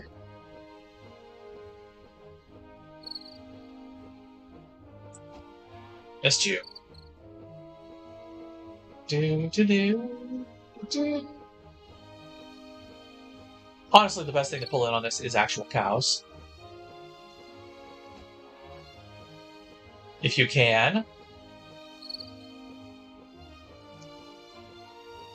Because nothing else gives any good rewards on it, just the cows give you, like, milk. So you can, as long as you can be good at this game and catch enough cows to get plenty of milk, you can play this infinitely until the time is up.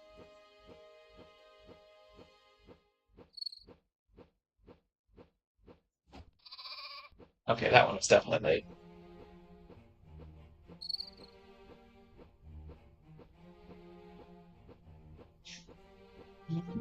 So, my question to you two, since you both also love Portia, what kinds of videos do you want to see that I haven't posted already? What kind of guides do you want to see about Portia?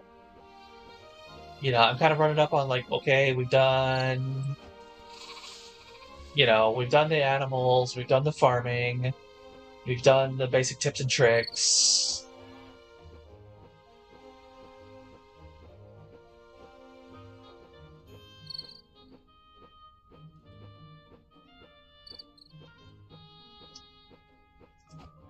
You know, I don't have an answer to that, Maggie. Victoria would be a better answer to that. I am definitely sapphic leaning, so I'm always, you know, dating the women as a woman.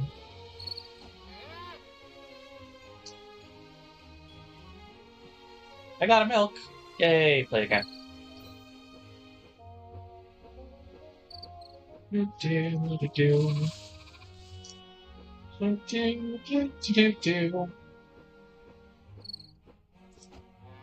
Dang it. I cannot seem to catch those guys.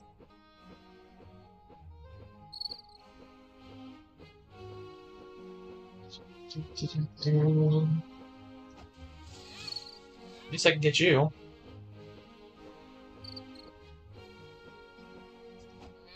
Oh, too early. But yeah, I don't have an answer to that. I don't know what the Prager's debuff actually is. Like, from experience. Like, I can look it up on the wiki. But that's, I mean, you know, I'm not the person to give a good straight answer on that. Oh, here we go. I'm getting better at this. I think they mean stamina. Like, does your stamina run low?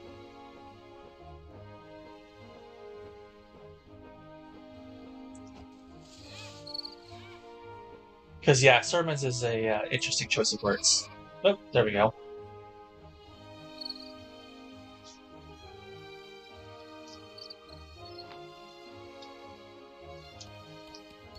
Hopefully I don't have to play them all in one playthrough, and I can just keep doing that every now and then cross playthroughs.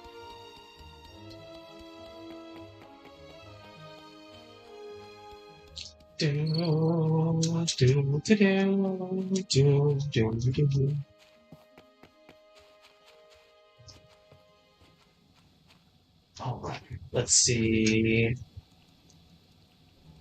This will be down iffy-ish.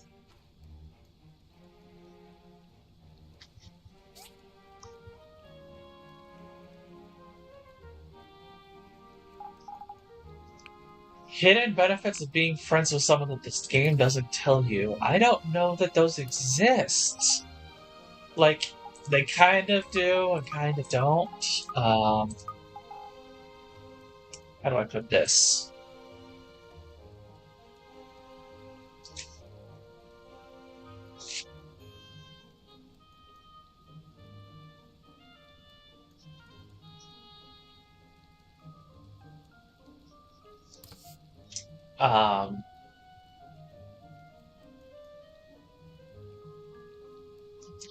The closest thing I can think of to like a hidden benefit is like you become buddies with Ginger and she does like some quests for you or gives you something like a recipe or something. I forget what exactly it was.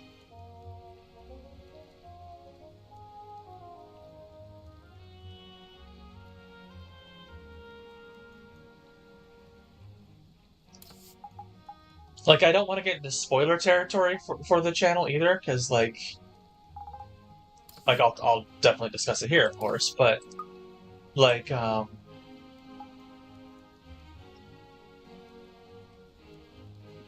we talked about, like Ginger dies. I don't want to put that on the channel as a guide and be like, oh yeah, no, watch. You romance Ginger and then like year 5 she's gonna die. Kind of thing, you know, oh, you know. a spoiler alert for those who've been, watching after the fact. We've kind of talked about it several times throughout the course of this stream and series. Anyways, but yes, Ginger does die ish. It's still unclear if she dies on every playthrough or only if you marry her or what. Like for me, I think originally it was that she died in any playthrough after year 5, like late year 5, but I think that's changed. Like people complain about it, and it's been changed, and you can keep her alive with a certain side quest. And like Autumn was saying, she failed that side quest, and yet Ginger never died. So I don't know what's going on with that.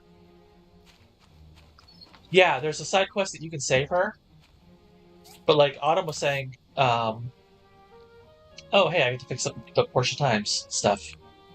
She's playing it where she's married to Gust, and the quest came up for her on like year 8 or something like that, and she failed it. But Ginger didn't die, so I don't know what's going on with that yet nowadays. It may just be it takes a lot longer for her to die than it used to. I don't know. The wiki hasn't been clear on what's been updated on that. It did say that yes, now you can save her. That's an agreed yes, that's been changed, but it doesn't say like, oh, she's definitely going to die at this point if you don't romance her, or if you do romance her, or what that kind of stuff is. And I don't really want to have that level of detail for some of my stuff. That's kind of the thing that's like, it's fun to let you kind of figure out, but more my stuff's more,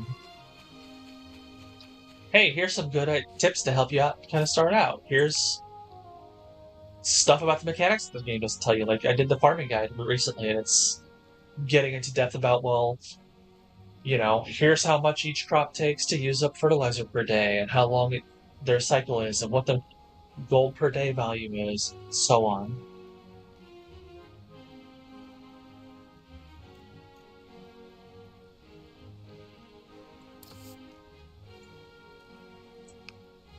Yeah, I have no desire to be with Dr. Shu, though.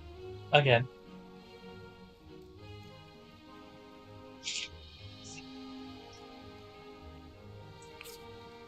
I tend to prefer the ladies. I mean, yes, eventually I'll get around to marrying the guys and all that, but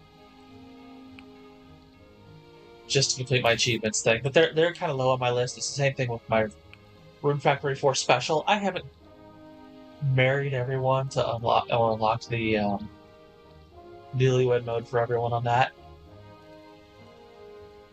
So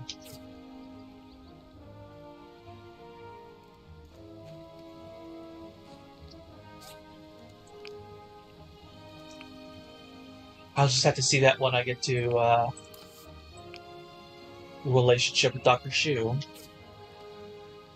But like I said, on my Ginger playthrough, the idea is to get her to die eventually. So that I could just go, okay, very quickly jump on over to her brother. Just for that easy achievement. Because sometimes I'm ruthless like that. Oh, I need to go run. And pick up my thing. I lost track of time, and it's already 8 o'clock. Let's go get a frickin' commission.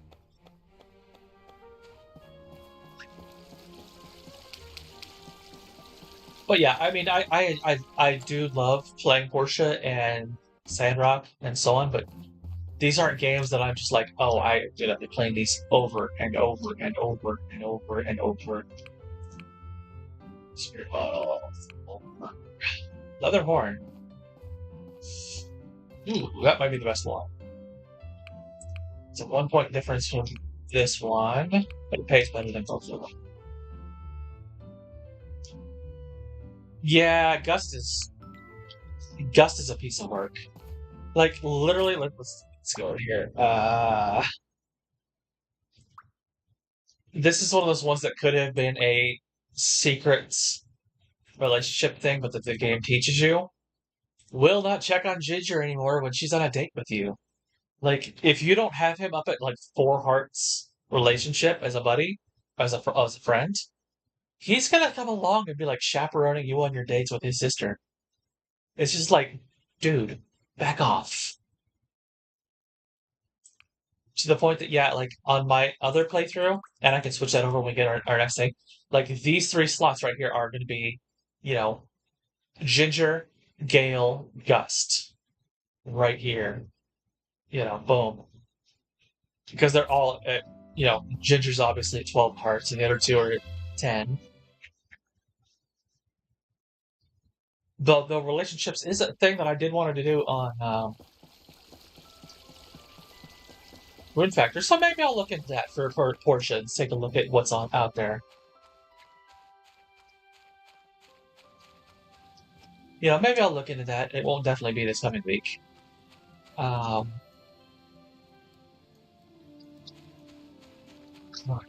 This Leatherhorn. Craft. Confirm. And that is also for Petra.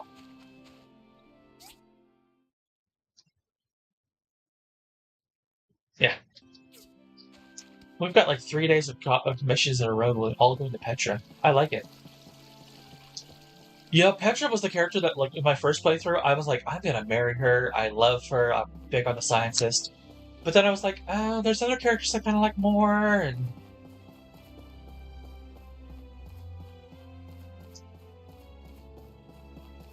oh yeah, they'll absolutely turn on you if you screw around like that. We were talking about that a few sessions back.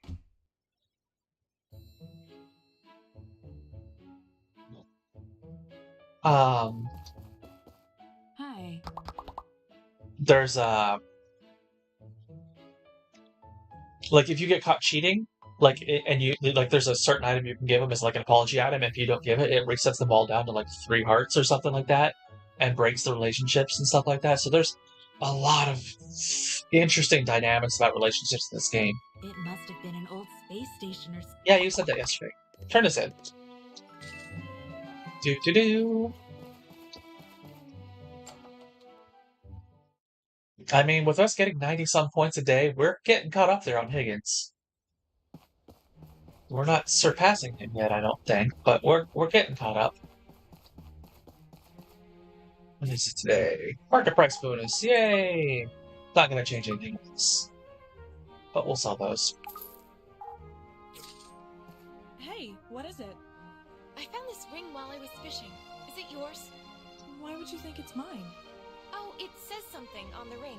See? Well, I know who this belongs to, and it's certainly not me. It's Gale's. Oh, well, there we go. We'll give it to Gale. I haven't not been utilizing this mechanic here very well in this playthrough. The, where is it? The ad?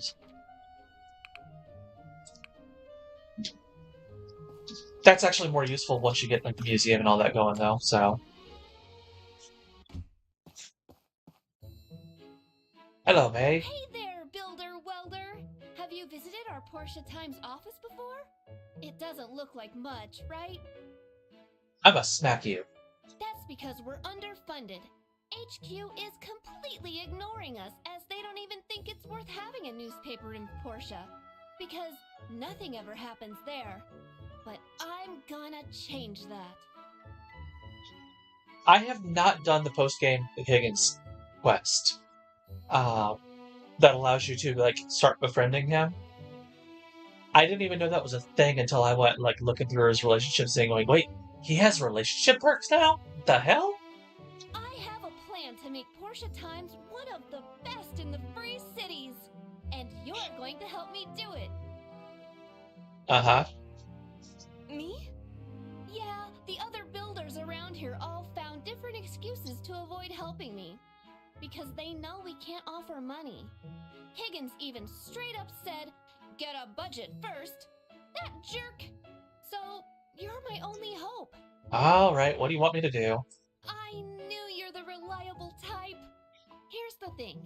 Ever since I've been here, Irwa and I have been hand copying all of our articles. That means we have less time out there gathering news. Okay, this is, and I've mentioned this before, that one of my pet peeves about this game, and I'm hoping to do better with it in Sandrock and future games, is direction on pronunciation of words. Because Irwa is not the right pronunciation on this character. But, like, good example here. You have people pronounce either Portia and Portia in-game. Also, there's Toady or Toddy for the same character. But the Hulu brothers, all their names, and I think I've mentioned this before, it's actually a Chinese, like, specifically Mandarin style that they're doing it. So Dawa is the oldest, or Arwa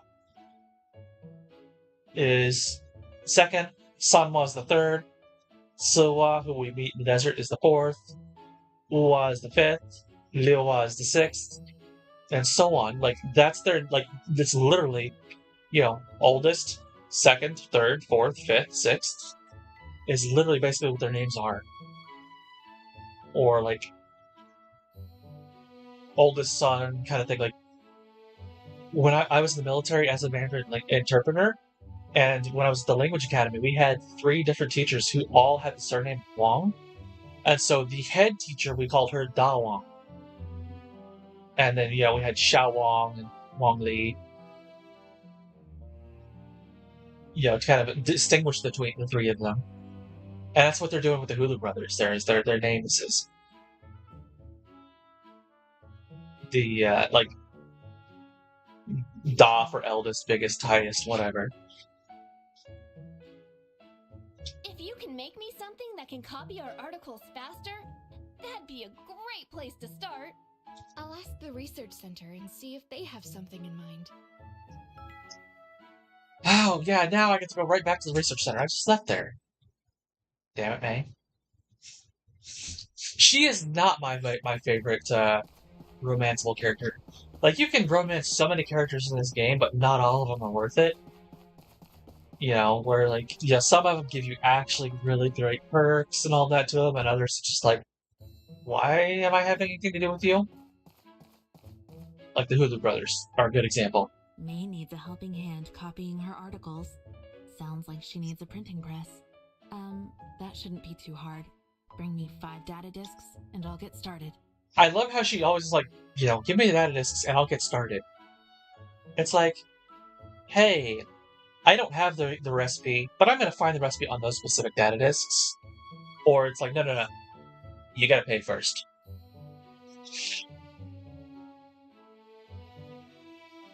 Well, you have a good night. Enjoy your dinner.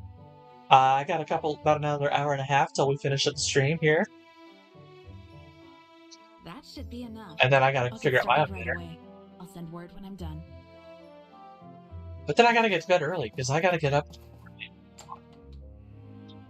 Because again, the car auction place. So one of the nice things with that, though, is I get to shuttle, like, we drive car from A to B, and then we sit around waiting for someone to come pick us up and take us back to point A. And then so both, like, while the waiting and while I'm on the shuttle van going back to point A, I get to play something on my 3DS or my Switch or something like that.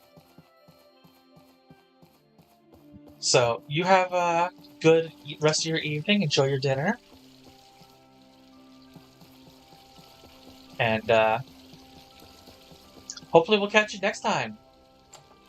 We've missed you the last few sessions. Hello, Gale. You're not a blonde. No, I don't want to rename my workshop.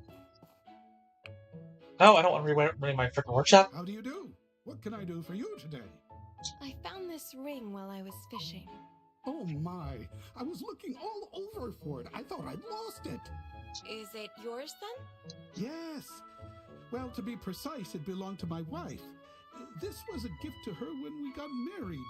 Thank you for finding it. I cannot thank you enough. And boom, he became an associate, and everybody gained relationships. I do love watching that scroll up, especially when you have like the Hulu brothers, and like one becomes an associate, and that sets off a tangent, then the next one becomes an associate, and the next one becomes a buddy, and then, so on, and it just keeps scrolling and scrolling and scrolling. I wish more games had a function like that. Like Stardew or Rune Factory, where like your relationships with one character can affect your relationships with other characters. So like Rune Factory 5, your relationship with Simone and Lucy and Julian can all affect each other because they're a family. Alright, we were wanting to do water well. Check. What do I need for this? Dang it! I need more steel plates.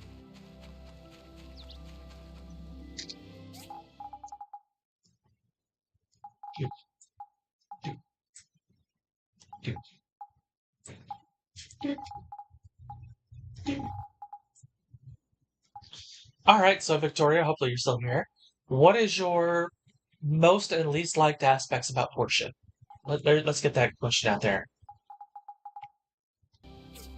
Like, what do you hope that, what do you like about Portia? Like, absolutely love, and that you hope that they continue on into Sandrock and other games? And what are things that Portia does that you like? I hope they improve that in Sandrock, or maybe they did improve it in Sandrock already, and or further down the line games, like I don't know, my time at Barton is kind of like the running one that a lot of people are like. Oh, I bet you that's going to be the next one.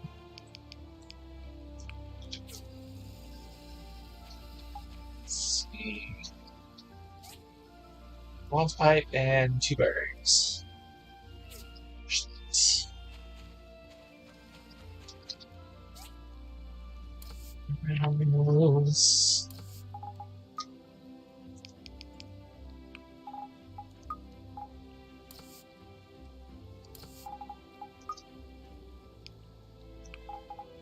So, like, for me, one of the things I loved about Portia, absolutely, and this is one of the reasons I love this genre, this kind of hybrid genre especially, is when it's done right, and Portia does it right, where all the systems are interconnected.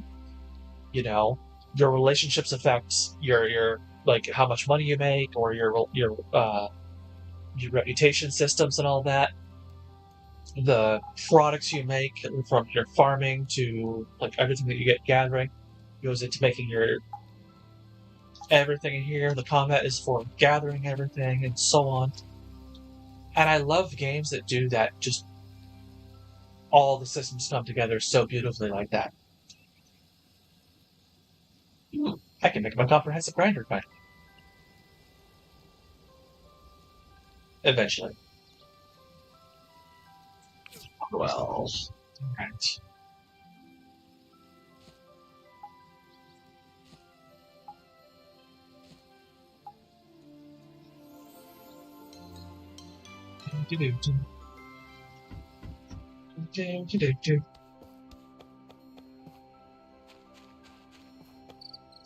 But like I was saying earlier, like one of the things I wish that Portia did better, that Sandrock is already doing better with, is the inclusion of like quality levels and improvements. So I'm curious to see what you think on that. Like, what are things that you absolutely love about Portia, and what are things that you wish Portia did better?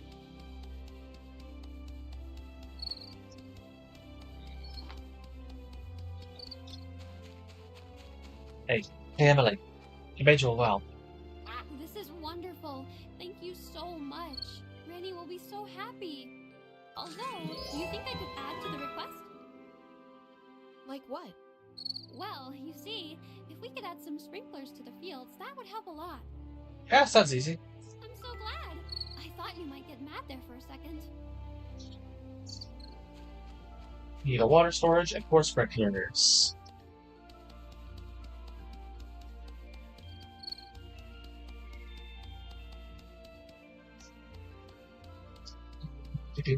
Do.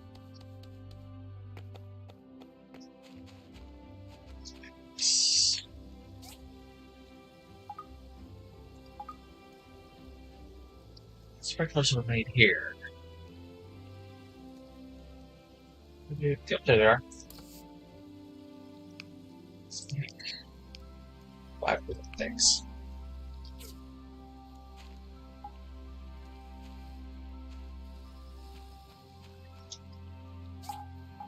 Sorts all for now.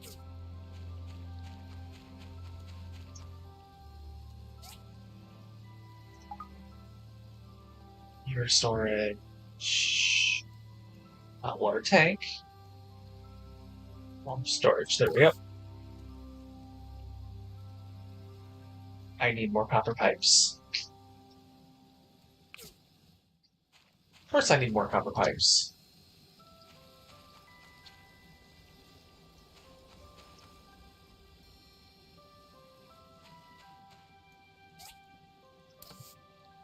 That. Tick.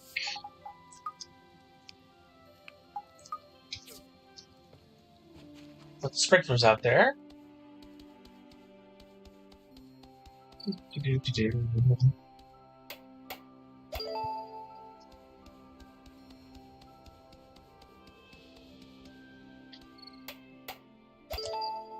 think we might have lost Victoria as well. Which is really a pity. I was enjoying having people to talk to. Or maybe she's just typing a really long response. We'll see. Yep, long response. Let me take a look at the videos here. In Portia, you didn't like not being able to pick what machine you wanted to have researched. Yeah, I do enjoy that that is an upgrade in Sandrock. That is always a great thing. Yeah, trying to get the electric furnace. That's one of the reasons why I recommend in if you've seen my tips guide, my very first Portia video, it's like take your time. Like even on this playthrough here, where I'm trying to like rush things a little bit for the thing, we didn't build the bridge over to Amber Island until like mid to late summer. It's like, nah, man, take your time with this stuff. Always kind of rushing it because let me think. Do I have that? I don't think I have that recipe yet. The electric. What is it called? The electric furnace? Yeah, I don't think I have that one yet. Nope, I do not.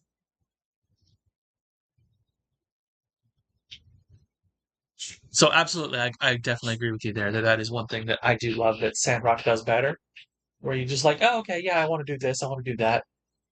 I'm still kind of rushing things like more than I normally would on this playthrough.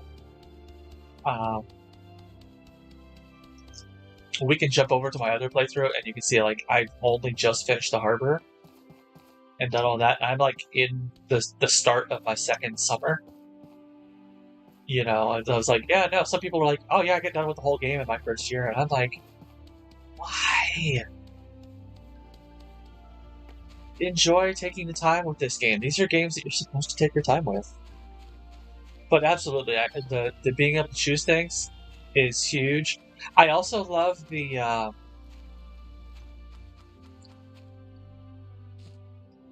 like your skill tree here is okay for this game, but I love what they did better with it in Sandrock, where you had like individual experience sections for like gathering and crafting and so on, and that made a lot more sense.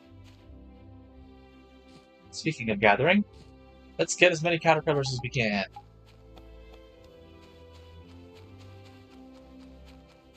Because I need fish bait.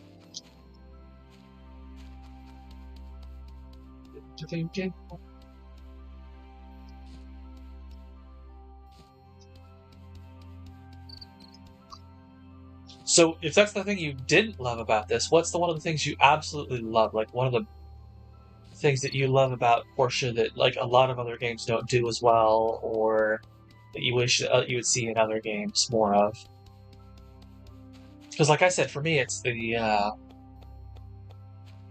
how all the systems interconnect. Like, I'll give an good example of one we did on this channel, Harvestella. That was like the game that really helped build this channel at first, because I got it just when it came out and all that, and played with it. And it was an okay game. It was good, but not great. But the systems weren't all connected. The farming was literally just for, you know, cooking to make food for either some side quests or more often than not your healing items. You know, relationships in the game weren't much of anything.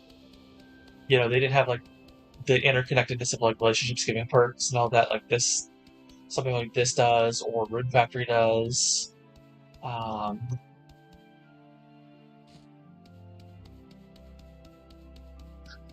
So it was like it was a good first step for, you know, I felt like my opinion on it was basically, it's a good first try of trying to do that hybrid genre.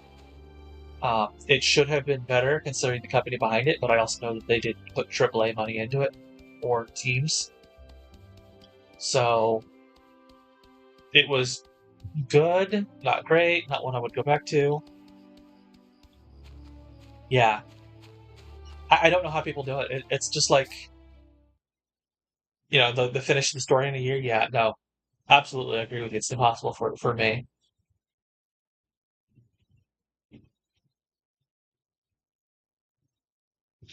Yeah, and that's one of the reasons why I'm like, my advice for the game is like, okay, find story missions here, like what we're doing here. Let's get on one. The crash station. I could sit here and do nothing for this and like just build up my steel, which is kind of what we're doing. I've got two different furnaces building up steel right now. I'm not going to advance this. Once you get to the south, like if you get across the south block and it's like, okay, now we have access to a third thing. Stop right there. Once all the time constraints are done, it's like, nope, stop everything, build everything you can. And I don't know how people rush games like this. It's like, one of the things that, like, for Rune Factory 5, people's biggest complaints is, oh, it's too short. It's like, you're rushing the story and you're done in the first summer. I did that by accident once by the end of my first summer because I was like, advancing the story to try and get new materials, and I'm like, oh shit, I've reached the point of no return, and now this character's joined my village and screwing with everything. And that's one thing I will say I don't enjoy about Rune Factory 5 is, you get about 2/3 of the way through the story, and then it's like, yeah, now you're kind of already on this train to the conclusion. Because this character joins your village and it's going to screw with festivals and your requests and X, Y, and Z, and it's just like, man, can't I just get all my bachelors and bachelorettes in the village and then leave it at that for a little while? There's one I missed.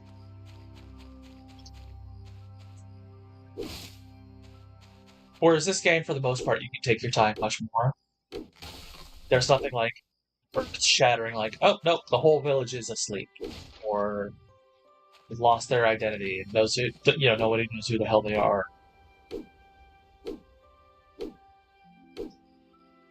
With effectively all the shops are shut down, kind of thing. That was annoying part of the main story of Rune Factory 5. It's everything is shut down until you go complete this dungeon. You complete that dungeon and bring back a character. That's dick.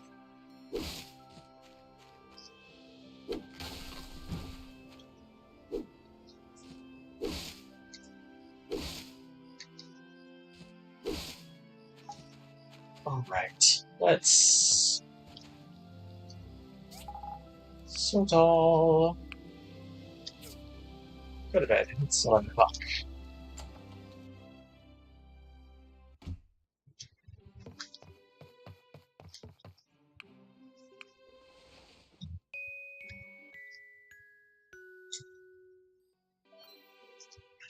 Reputation gained from advertisement. Yay! Yeah, I need to do that more often. That's part of why I'm behind on Higgins. I haven't been doing that as well.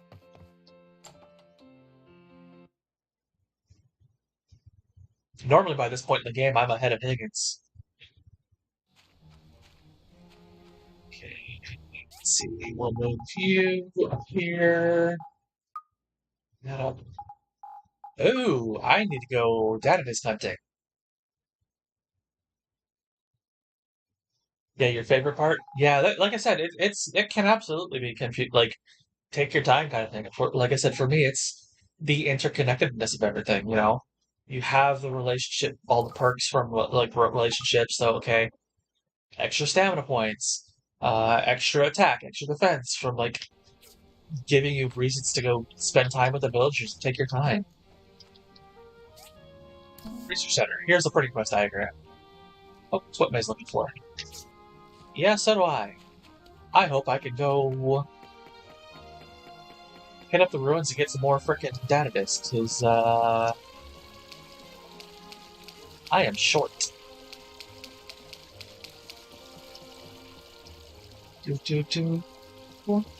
Do, do, do, do, do. Yeah. Come on, Higgins, I'm gonna kick your butt.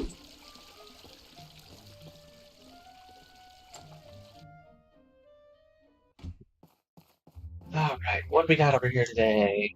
Not taking the D. 2 cassette boxes for 91 points. Ooh. Loudspeaker or cookie sets? 280. 280. We'll do the loudspeaker. Pays a little bit better. At same reputation.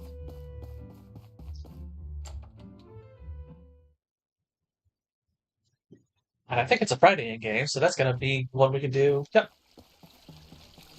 I love that you get those big ones on Fridays that you can take for the don't have to turn until Sunday, and they give huge rep boosts.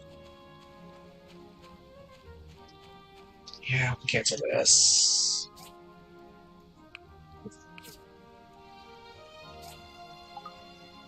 Loudspeaker. Wait, don't I have one in my stuff? Let me see. Because I got it back. If I remember right.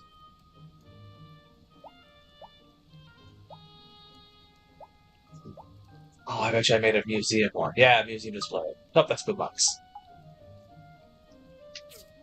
Okay, so I've never made the loudspeaker.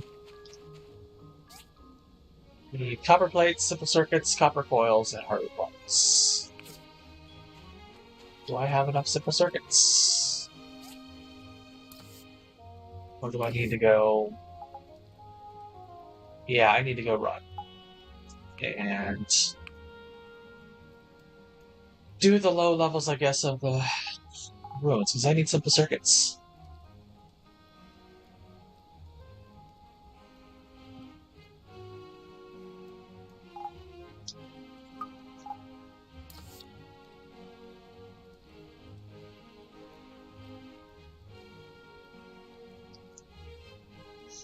Yeah, having a rival's good. Okay, so there's a good question for you. You've played Sandrock as well. What do you think of Mion as a rival compared to Higgins? Do you prefer the friendly rival or the antagonistic rival?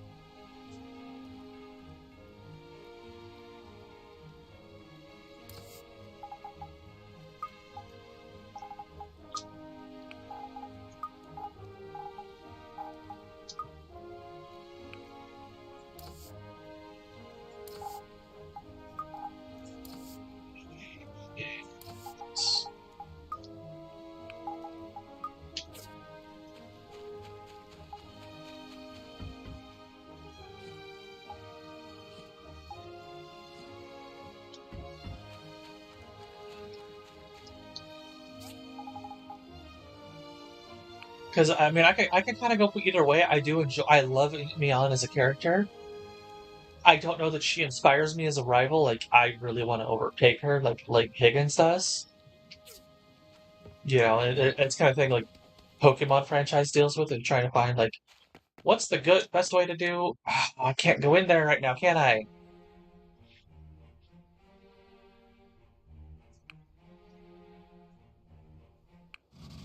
Apparently, yes, I can.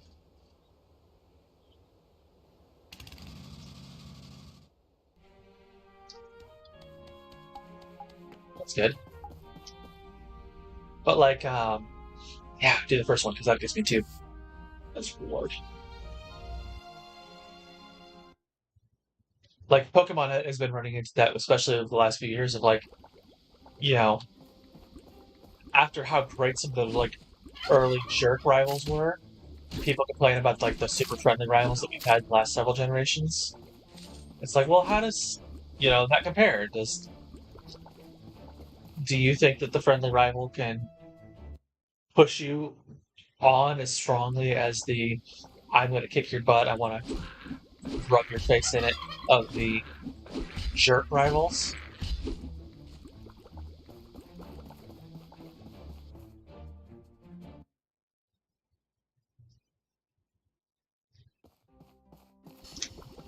Right.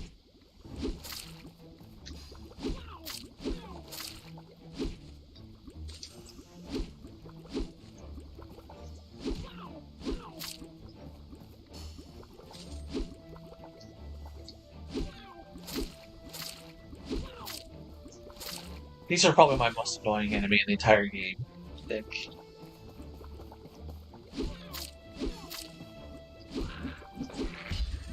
Nothing annoys me quite like jump dancers.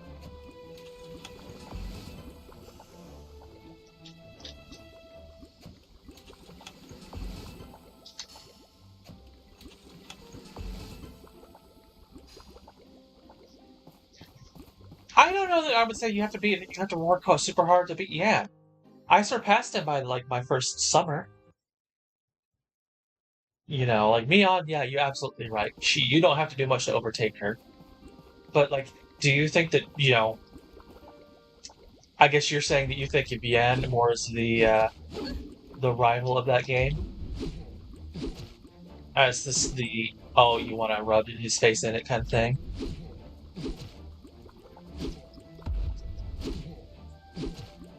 Come on, we'll drop out. Kick your butt. Boom. Oh, got me 2 of the simple circuits I need.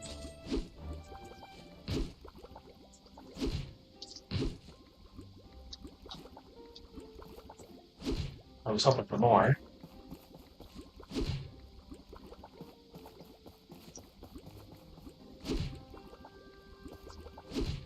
So what you're basically, it sounds like you're saying you don't really think of Mion as a rival at all. You consider Yan more as the rival, or at least the person that you want to rub their face in it, at least.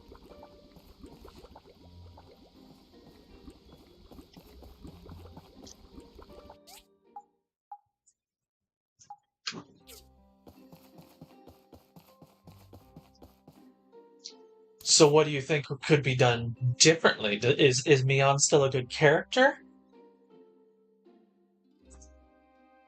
Or do you just love to have that character that you love to hate? Like Higgins?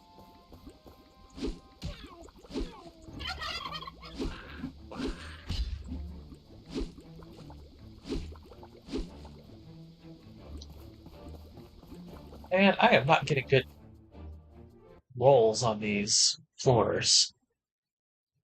Yeah, here's one that has some chests. Might not be chests that I want on them, but, you know, it's got some chests.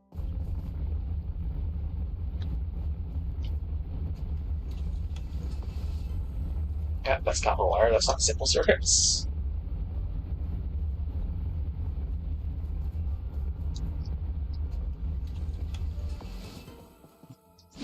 Small silicon chip is not what I wanted either.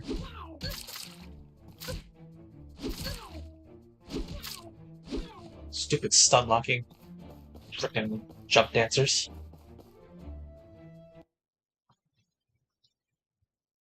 Yeah, I can see that opinion. Like that. Yeah, Mion is definitely. She's such a friendly rival. I don't know that. Yeah, it's like I said, that's something that the Pokemon games have been struggling with. Is people complaining about, not feeling like having a proper rival anymore. After like especially the success of like early on, you had Blue and Silver from the first 2 generations, and then you get things like Hop and How in the newer generations. It's just like, Gladion was more the character that you're like, oh, I want to kick your butt and rub your face in it from Sun and Moon. And I don't know that there is a character like that in Sword and Shield, and I haven't played, of course, Scarlet and Violet, but I do remember that being a kind of a complaint with Pokemon. So do you think that the same applies here to Portia and Sandrock, or like because these are kind of more chill games with the farming and crafting and life sim elements that it's not as important to have the I want to kick your butt character?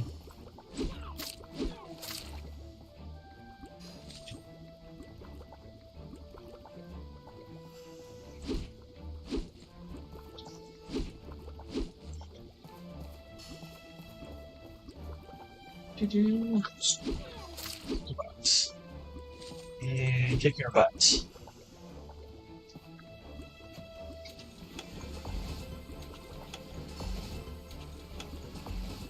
There we go. I got a simple circuits. Woohoo!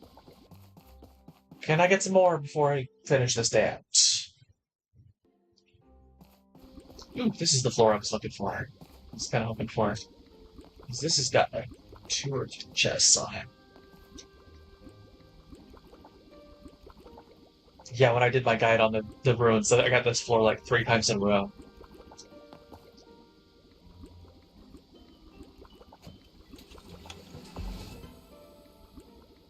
Okay, so what is something that you think that these games, the Portia and Sandrock, and we'll just call them the My Time titles, can learn from other games? And what games would you take stuff from? Because that's one of the things that's always like, people are like, oh, well, you shouldn't compare games. It's like, no, we can absolutely compare. We can take the things we want from this one and say, hey, let's add it to this one and see how it comes to that and try to build a better game.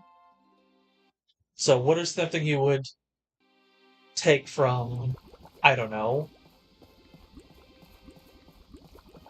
Stardew, or maybe even more the RPG side of things, and something from, say, I don't know, the Fallouts or The Witcher or Skyrim, or even just the JRPG side of kind of things, like Final Fantasy. What are some things you wish that the My Time games would pick up from other titles?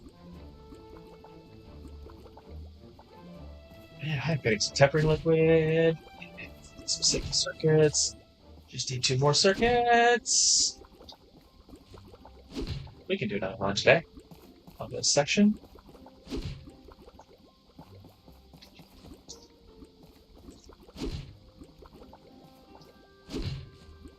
Or heck, do you want to even say from Pokemon, do you want to have a pet that you can come take with you into combat, kind of thing in this? In like my time at, I don't know, Barnarok or whatever comes after Sandrock. Because like Fantasy Life does that, where you can get pets, either a dog or a cat or whatever other pet companion that can join you as a party member in combat. Do you want to see something like that, or like bringing other villagers along as combat companions? Do you want to see that in these, or do you like the going it out solo kind of aspects?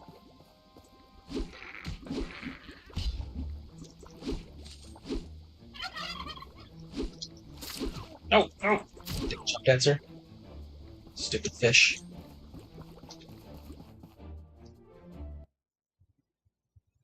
Because I mean, like I said, I love a whole, and you said yourself as well, there's that love for a whole bunch of different genres, and one of the joys of hybrid games is that they can do things that others can't,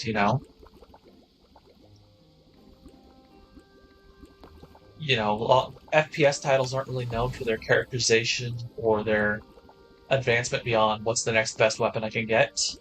And yet Borderlands is like, okay, we'll try to add in some RPG stuff and some story and character development.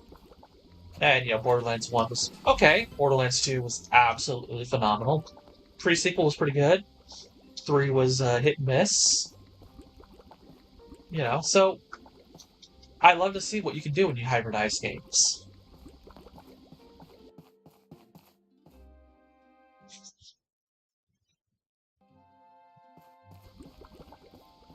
Sure. Alright.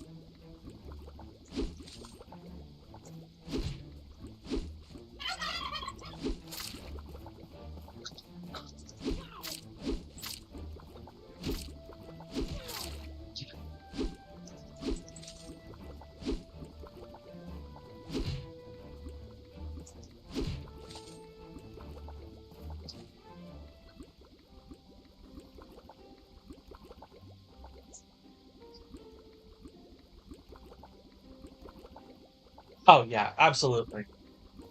I was like, I think about the time you came on was like right after I'd finished up that quest. It's like, I love you, Sam, but you're useless in a fight. Yeah, she's got that. Oh, don't worry about me. Just take care of them. I'm like, I absolutely have to worry about you. You're getting your butt kicked by one bandit rat. I'm taking down like 5 plus the king. Absolutely, I agree with you that it's like the big fight against the Rogue Knight when you first run into the Rogue Knight. Even you got all 3 of them there, and they're not contributing hardly anything.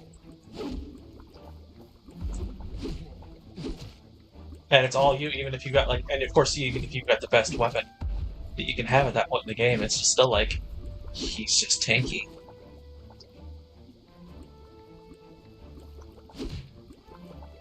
Hooray! We got all the simple circuits we need. I'm gonna have to run this more often. Because there's we keep coming down here for like, I need ingredients for this. I need ingredients for this. Or whatever commission I've got of the week.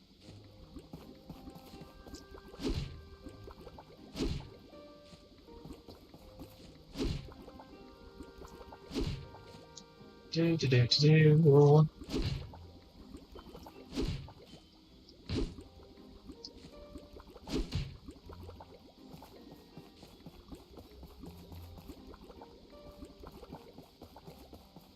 Alright, let's get the heck out of here.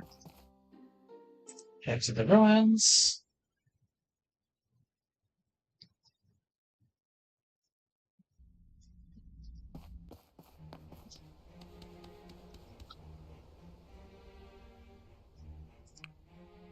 Beach Plaza.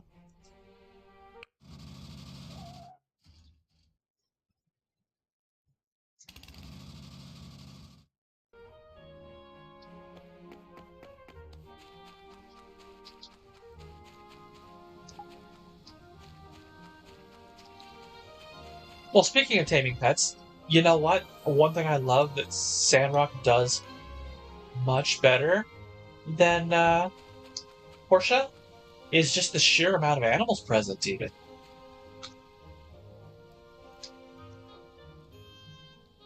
Yeah, there's Captain Sandrock, you got... I mean, even without Captain, there are so many more animals in Sandrock than there are in Portia. You know, Portia, you've got Scraps, Pinky, QQ, who you can only adopt if you marry Gust, Oaks, or not Oaks, Abu slash Papa Bear slash whatever the heck his name is, who's just a character in the village. You know, there's nothing to do with him as an animal. And those are your only animals. I love that Sandrock added in. You got multiple cats, you got the camel, you got the birds, the various types of birds around the village, and so on.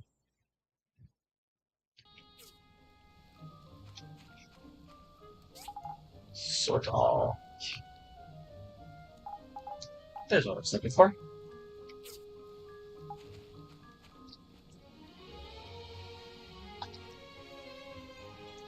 I have not been paying very good attention to my fertilizer. Which means I know this is not fertilized. Actually, I've paid better attention to that one than I have the others.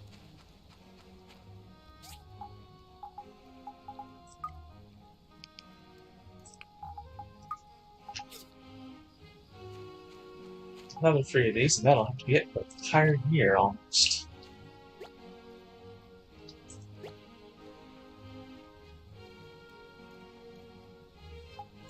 Yeah, and the ability to adopt more pets is also an option. Like, but just even the presence of more animals to interact with is, I find it fascinating that like Portia takes place in this forested woodlands, hills, temperate zone, and there's hardly any animals present. But then you've got, you know, Sandrock in the middle of a freaking desert that is the oases for skiing and all that, and you have all of these animals.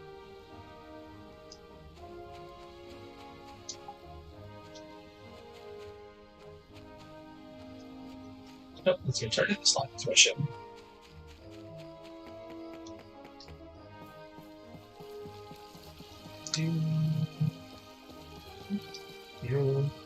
Oh, I gotta wait till tomorrow to turn that into Anton.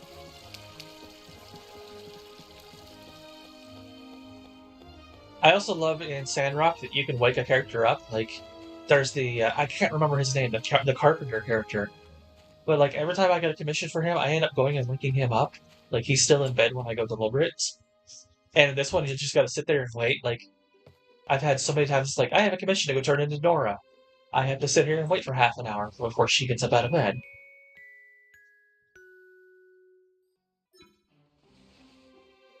Oh, today is the festival.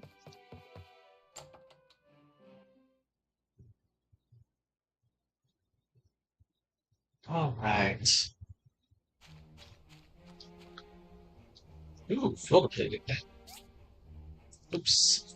Let's take care of that. Apparently I didn't refuel everything yesterday. I got too distracted with everything else. I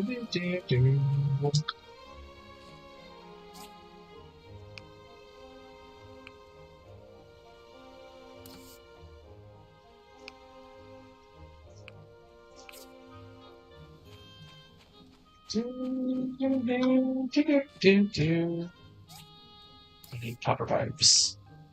Ooh, I need to craft copper. So let's turn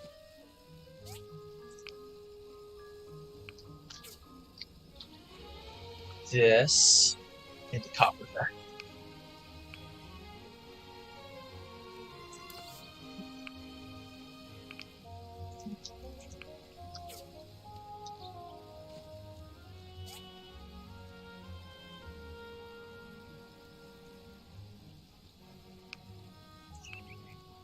Yeah, and like I love that there's so many quality of life changes that I love that Sandrock is doing better. I really look forward to what Path Pathé is doing. They've actually got a game that they're working on, and I'm drawing a blank on what it's called. It's like Let's School or something like that. That the closest modern comparison that I can compare it to, even though they started it before this game ever came out, would be the 2 Point Campus games. It's got that same kind of irreverent style to it. It's a school building sim kind of thing, similar. And so I'm looking forward to that as well. You know, they're definitely Pathea is definitely becoming one of my favorite independent. Like, there's a lot of good indie developers out there. Them, Concerned Eight, Sukeban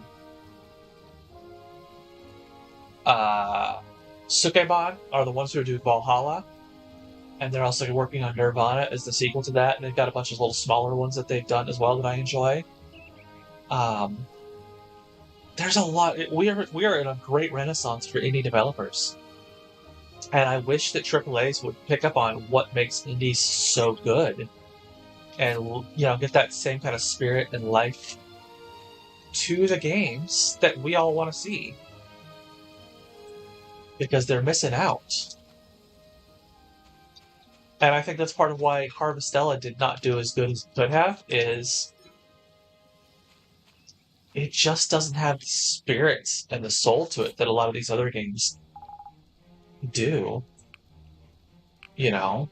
It's trying. I felt like my impression of Harvestella was that it was trying to cash in on the craze of things like Portia and Stardew and all that, where that is that hybrid of the farming sim and the RPG, but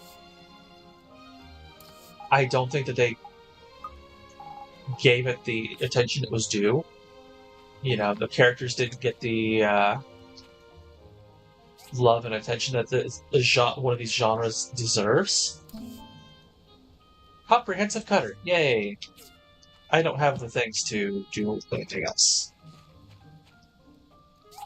Alright, sort all.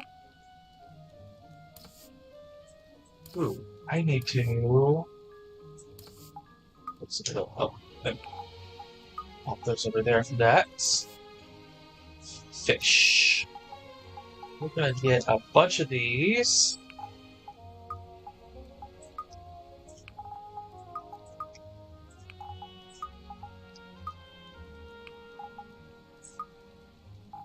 Soot.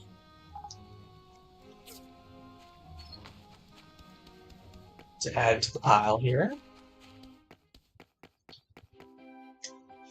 Autumn Festival tutorial, blah blah blah. Yeah, we're not going to be competing because our frickin' vegetable isn't done this year.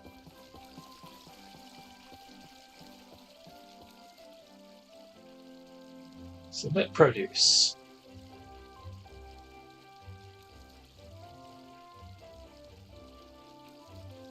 Alright, where is the fish stuff? There we go.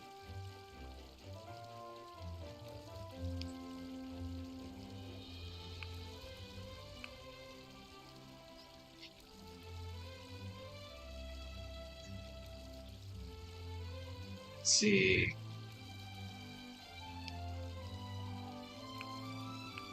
There we go. That was well overdoing it, but whatever.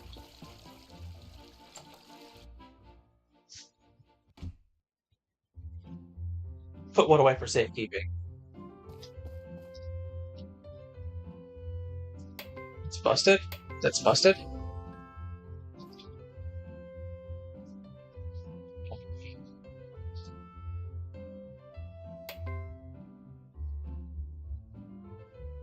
Ah.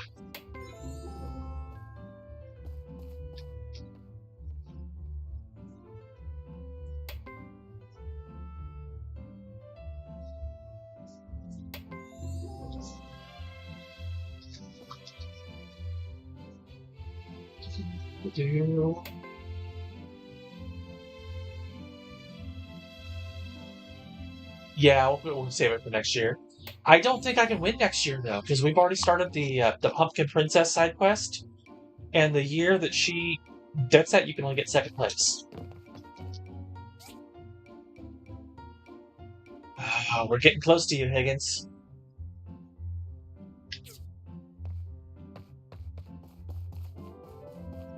Actually, I still have to go find Anton. Where's Anton? There's Anton. Hey! Hi. That crash really scared me. I thought we were doomed.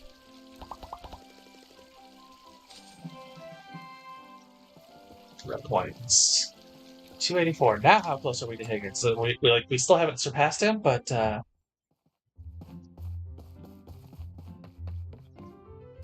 see. Yeah, we are less than 40 points away. Which we can get that tomorrow probably with the inspection rewards.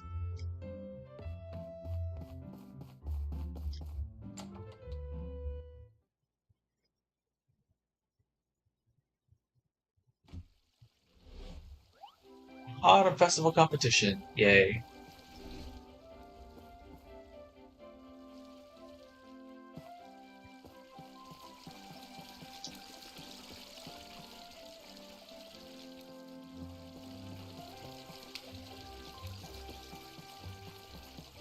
Oh well, we can go run over here and put my fish away.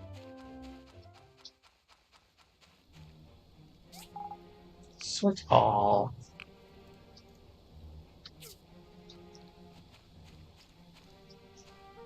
Alright, well what do you think of the... Let's put it this way. What do you think of the festivals in Portia versus in Sandrock?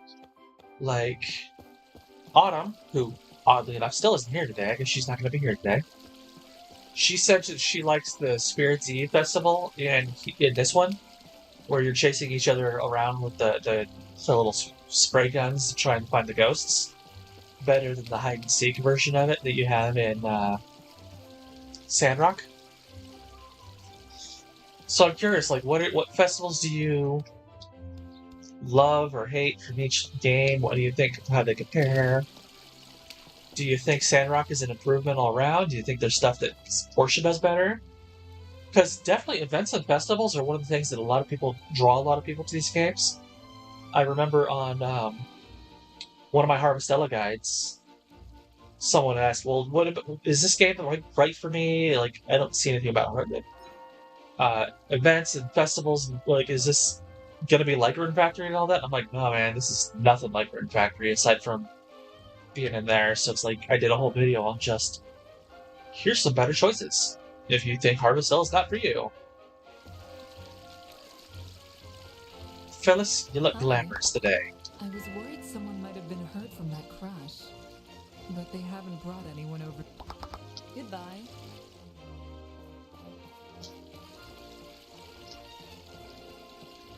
Hi.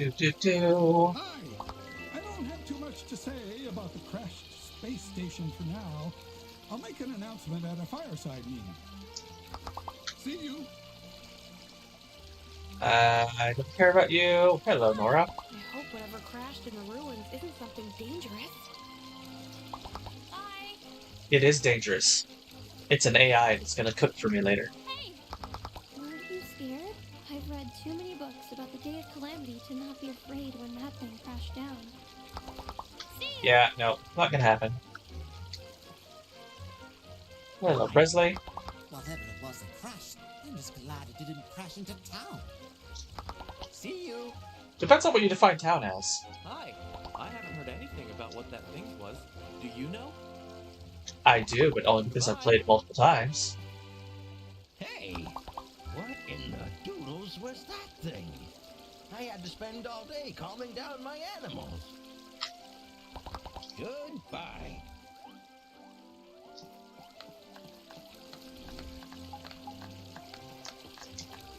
Hey, I don't care what the civil court says. I'm going to stock up a bit to make sure I'm not caught flat-footed. Duvos will never catch me off guard. See you. It wasn't Duvos. That'd be an interesting one. My time at Duvos. We'll never see it, but, you know, would be interesting. Is there anyone here I actually care about talking to? Did you see that thing that crashed into the collapsed wasteland? I heard it's a UFO. Gift you, I think. You love these, yes.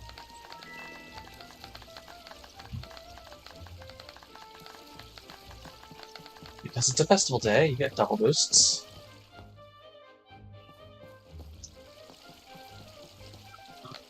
Hi, I hope the Civil Corps have whatever it is under control. Bye! And I don't see anyone else here that I care to talk to.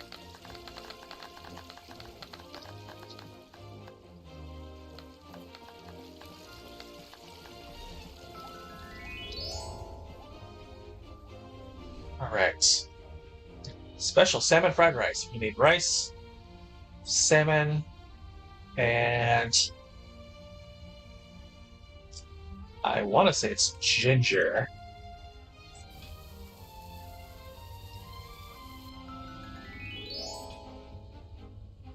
Crispy salmon with sauce. Again, this movie salmon. I don't remember the other ingredients on this one. Let me take a look. Where's my phone at?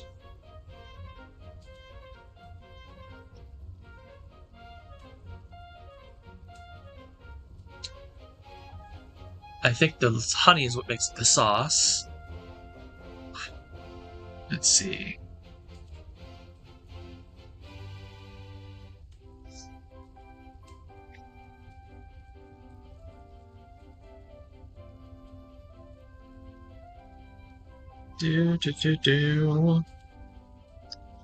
One rock salt and one sugary ingredient.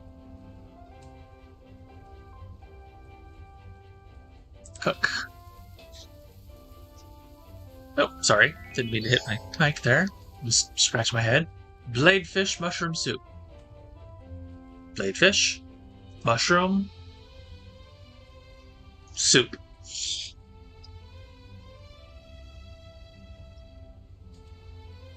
Bladefish, mushroom soup.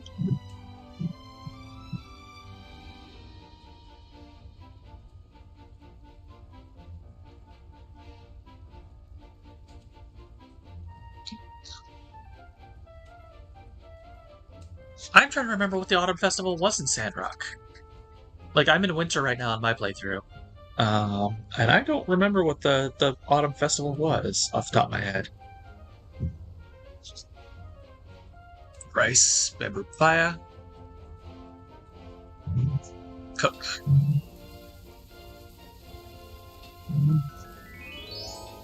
Hooray! Oh, did all three of those, so we're done there.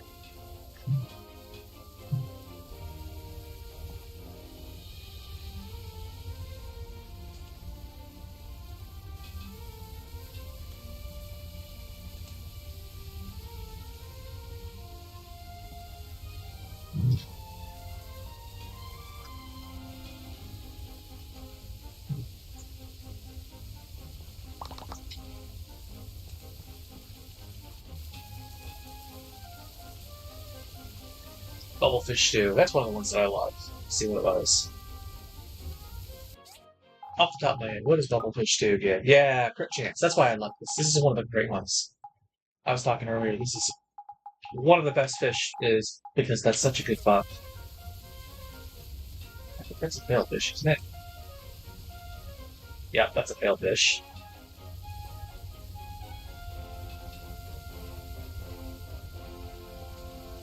This is a fun one just to get, like, free food as well, for buffs and stuff like that.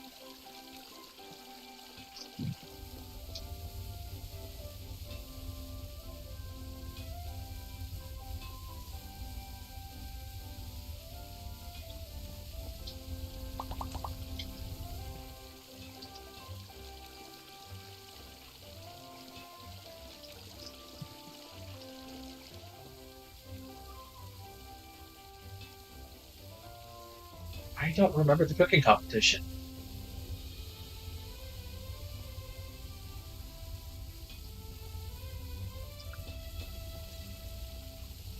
Yeah, I'll have to take a look at that. Maybe I'll have to start a new playthrough.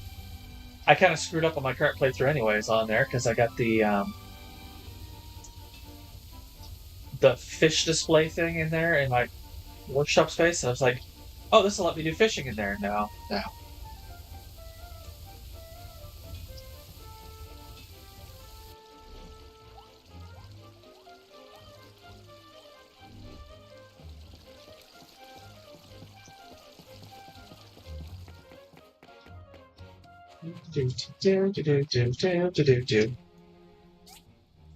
Town hall, yep.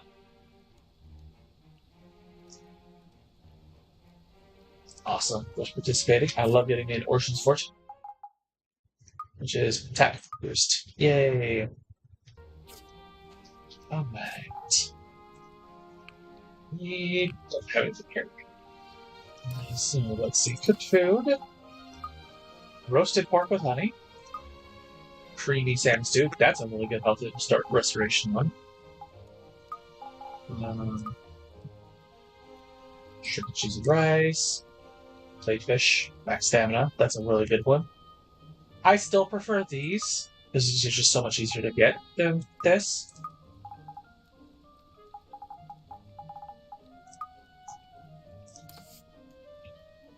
That is the anal stick and magus.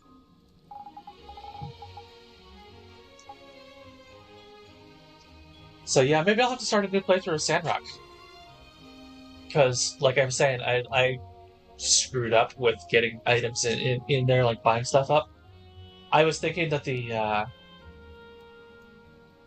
sandfish pit would let me do my sand fishing in there without having to go run to find a place for it. It's like, no, it looks like it's a display case. That's stupid.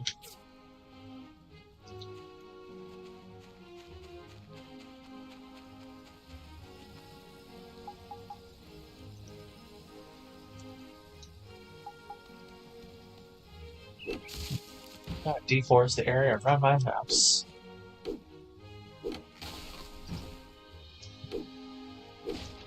You see, I kind of enjoyed. I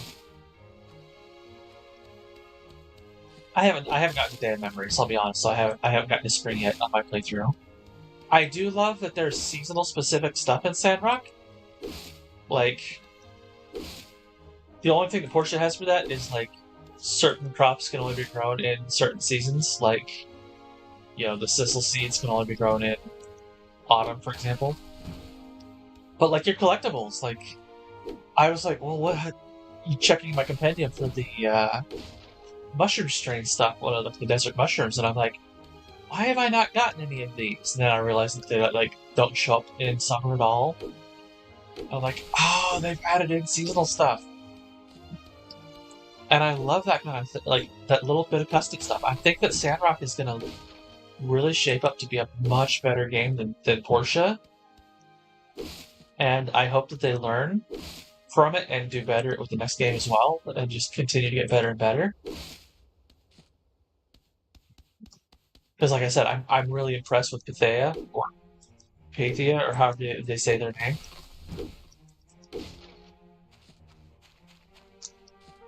And I look forward to seeing more great things from them.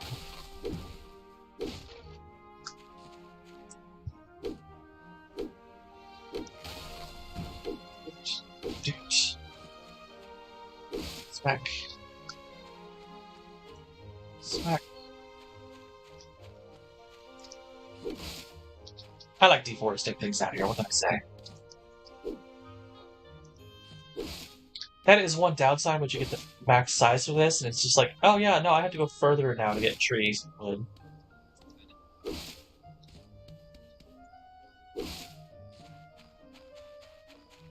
Speaking of, I still need some iron wood.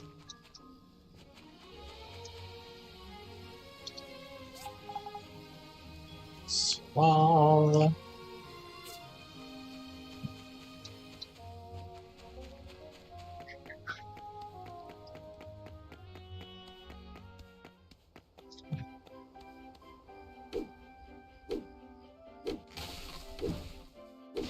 You know, I haven't checked yet. It's the recent patch. I hope they finally got around to properly fixing the. I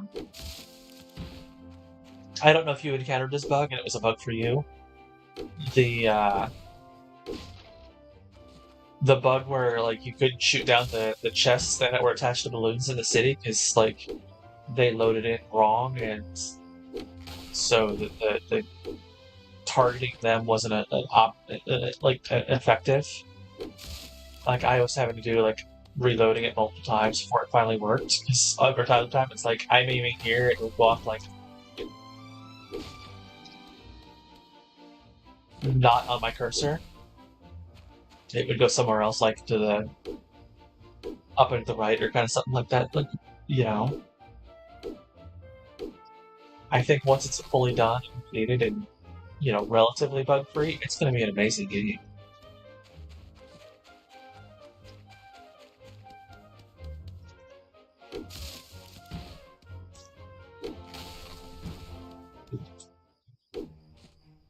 And maybe once I get back to doing like 2 episodes a week of streaming, we'll finish up Portia quick and switch over to Sandrock for my other game.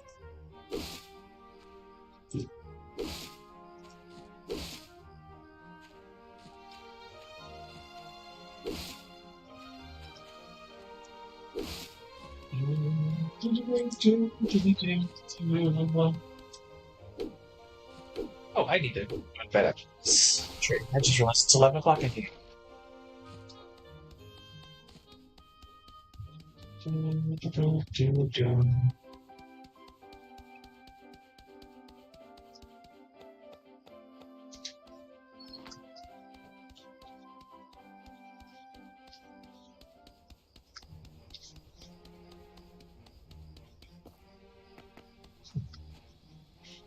Yeah, they said it was patched when I first last interacted with it too, but it still showed up for me. And it's like, oh, you reload it and it fixes it, like it causes them to load in properly again. It was an annoying bug. I was getting on to do a video for it to demonstrate that my shots were going off the cursor, and then that was when it finally worked for me on that playthrough. So, hey, whatever works,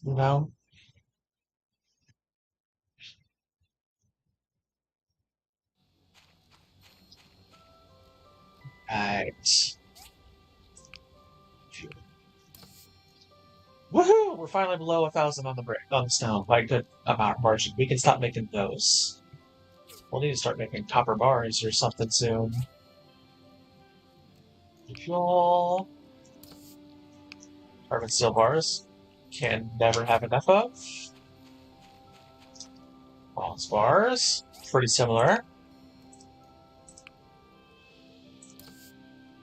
Although we're getting pretty close to having enough for a while.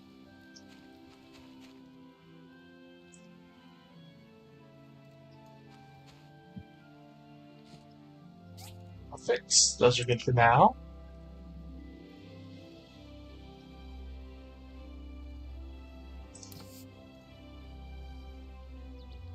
Do some strengths. Mars. Oh, wrong one.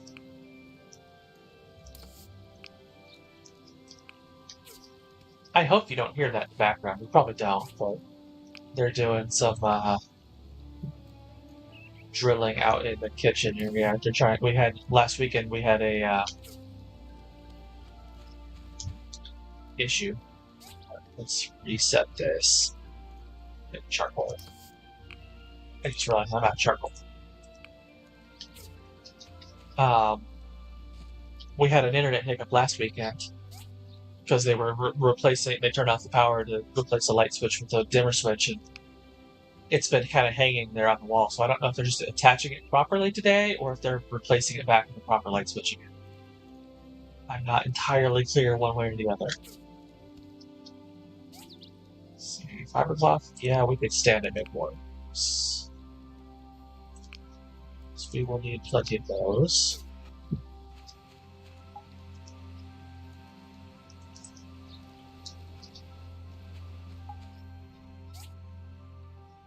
Steel plates. Woo-hoo! We can finally make enough of those to get started, at least. All right, everything is running.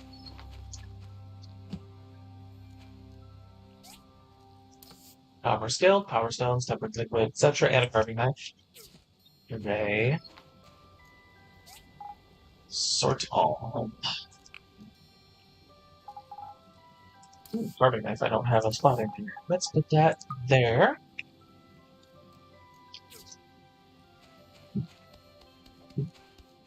So, I know you said you love Portia, you love Sandrock. I have not played Roots of Pacha yet. What are your thoughts on it?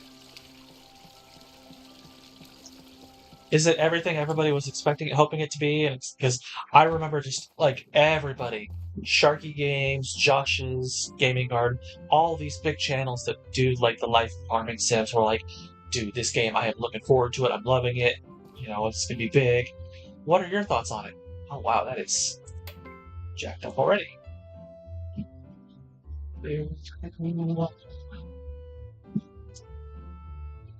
I'm trying to see where the other. There's space.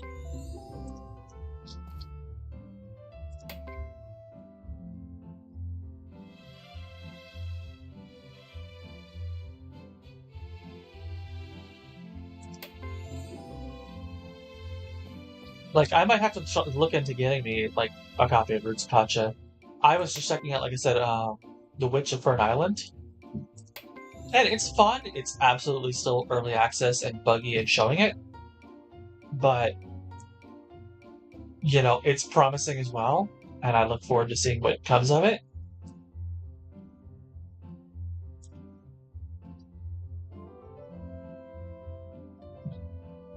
Man. There we go. Thickness of that is one of them.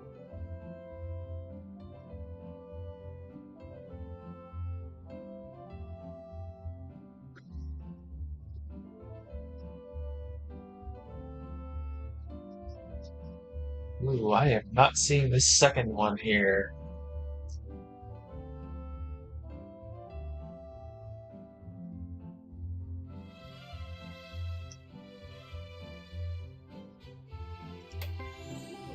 I don't know what I just fixed, but I fixed it.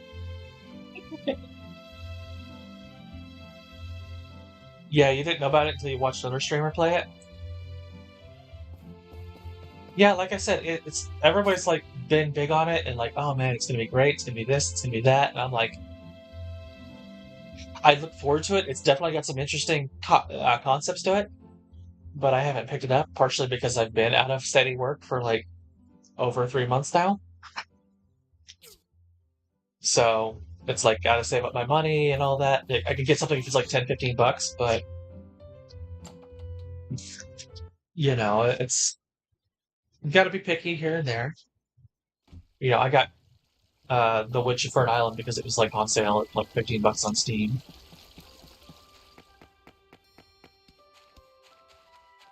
All right.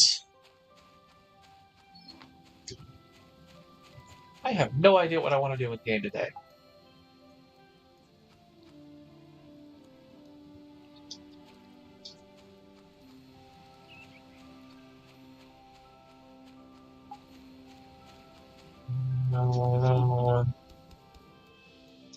What do we got?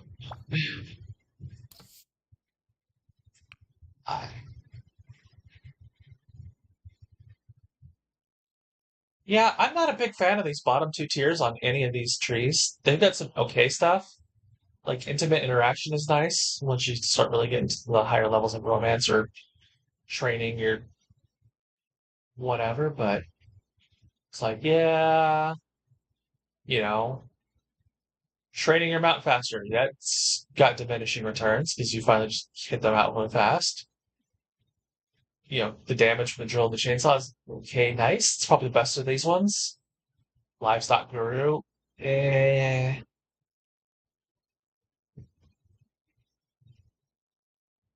You know, these ones are okay.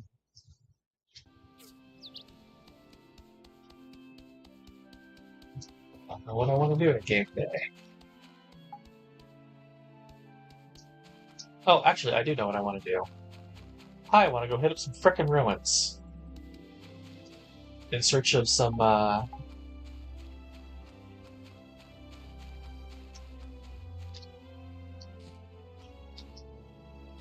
data disks, because I need data disks. Easy.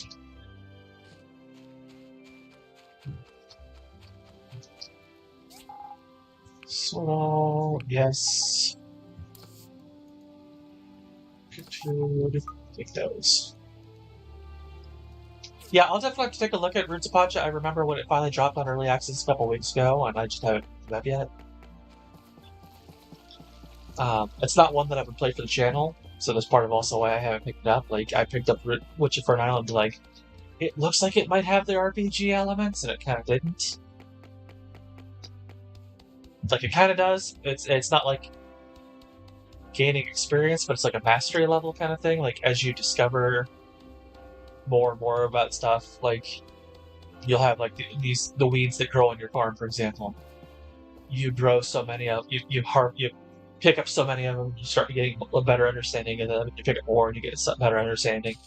And you pick them in the rain, and you get a better understanding. And you sell so many of them, and you get a better understanding, and it increases your chances of getting higher and higher quality ones, and so on. So it's kind of got the system, but it kind of doesn't have the RPG systems. What is that right there? Do I care about it? We haven't done hardly any of this ruins, to be fair. It's racket. I do not care about it. Although I will hold on to those for the Lara monument, I guess. Since we are starting the act cycle.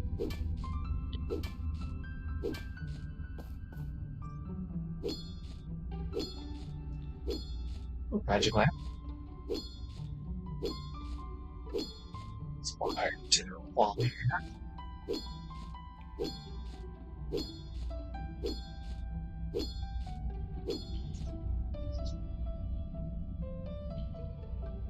So, is there a favorite game that you have of like this kind of, either you want to say it's just straight farming / life sim genre, or like the hybrids that like I do here on the channel?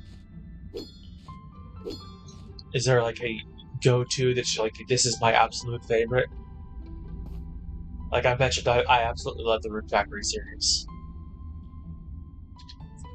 You know, there's definitely pros and cons to 4 and 5, which is what as to which one's the better.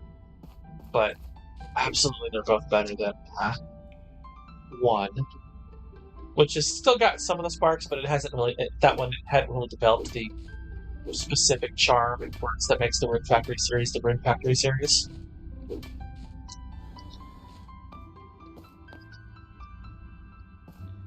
Like, Portia hit it right off the bat. Like, it had, well, its own identity right off the bat. Like, Harvesteller doesn't. I don't think Harvesteller's really developed an identity as a series yet, and if there is a sequel, which they said they were open to it if it did well enough, of course they did. You know, maybe they can start developing an identity as a series for it, but I don't know that that's going to happen.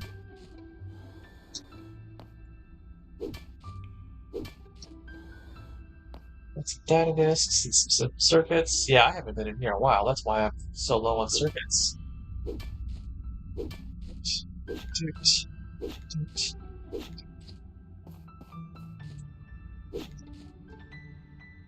Racket.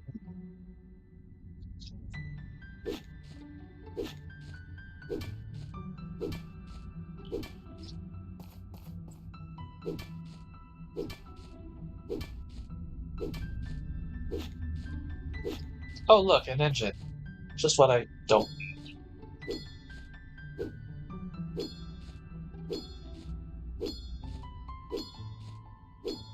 Oh well. I mean, I'll use it eventually. Possibly. This game gives you so many engines. It's like, unless you're rushing the story, which I guess some people do, I have never been like, oh, I need to go hunt for engines. Because once I get, like, the starter 5 or so for the DDs, it's like, oh yeah, no, the game keeps giving them and giving them.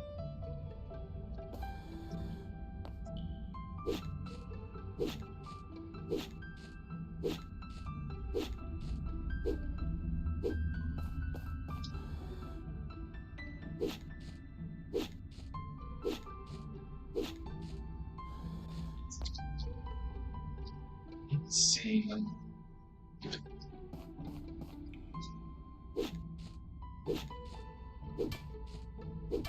Oh,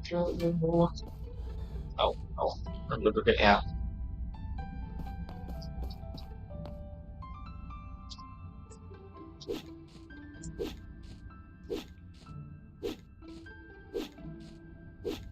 Yeah, I'm gonna have to start looking into, especially as we grow as a channel, getting some of the,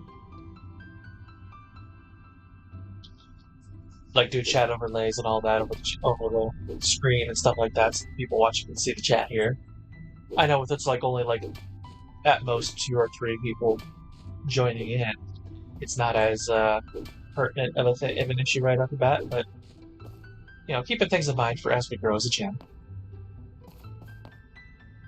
I was just realizing that unless they're sitting there watching it, like they've got it on full screen, people watching after the fact, they're not seeing your replies.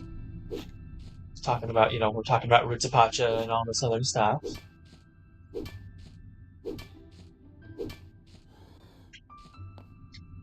That is one of the downsides to chill games like this, is it's not quite as much, unless there's something quirky going on, like birds just flying over repeatedly into the, you know, wall of a building or something like that. There's just not as much entertaining stuff, and it's like, oh yeah, we're just chilling. Our chat is much more calm and peaceful, and there's not as much for me to be like, oh yeah, look at that, boom. That some of the streamers are. They get so excited about like the littlest things in their games. But chill games like this, it's like, oh yeah, no, just try to find something in game to make fun of and chat with the audience. Oh, here we go. You're a huge fan of Legend of Zelda and Harvest Moon / Story of Seasons, and my time has quickly become a favorite. Oh yeah, absolutely. So here, okay, since you bring up the Harvest Moon Story of Seasons, do you think that there's a good Harvest Moon after the split, like the actual ones that aren't actually Story of Seasons, but the ones that are now the Natsume Harvest Moons? Do you think that they have any that have gotten actually decent enough to play, or are they all still really bad? Do you think? Like Light of Hope was, I think I played a little bit of it as a demo or something, and it was just like, oh god, no.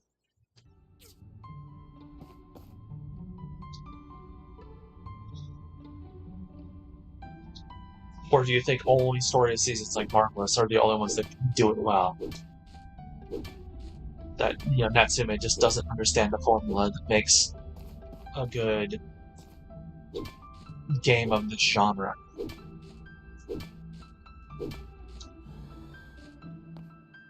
Oh, hey, I got a new soldier piece.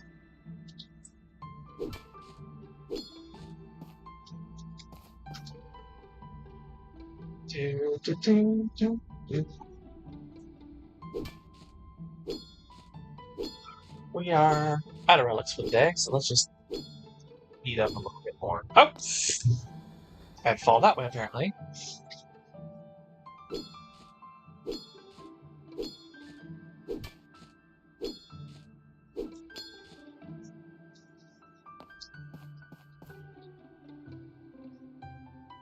Oh, there it is. I found one. Spot right there.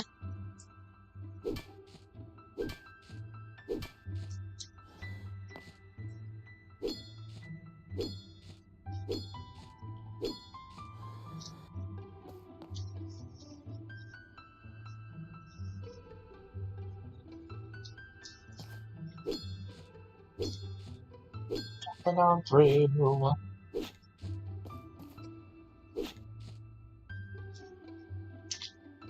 So we will call that a day because it's already not almost 10 o'clock in game. And yeah, I mean, I don't know anyone that's not a fan of at least one of the games in the Zelda series.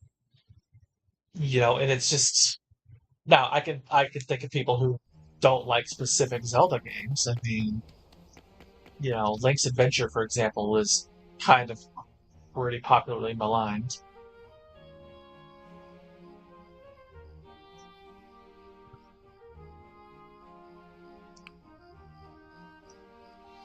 So check out this Sparring Buddies quest before we go to bed for the day. I'm guessing Sam has a side quest for us. Yep.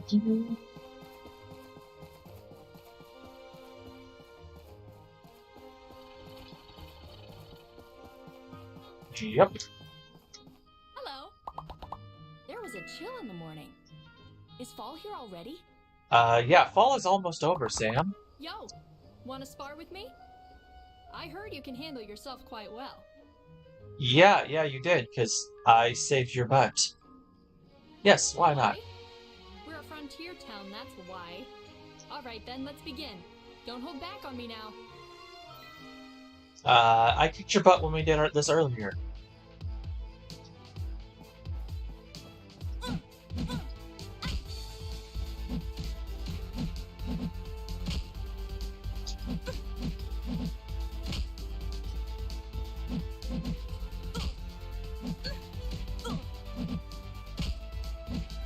I am the toughest fighter in the entire village already. I don't know what you thought was going to happen there, Sam. Whew. That was quite the workout. You sure know how to fight, Sam. Same goes for you. I wasn't disappointed. Thanks for taking time out of your day to spar with me. To be honest, I always have to be training so I can keep up with Arlo and Remy. They're freaks of nature. Yes, they are.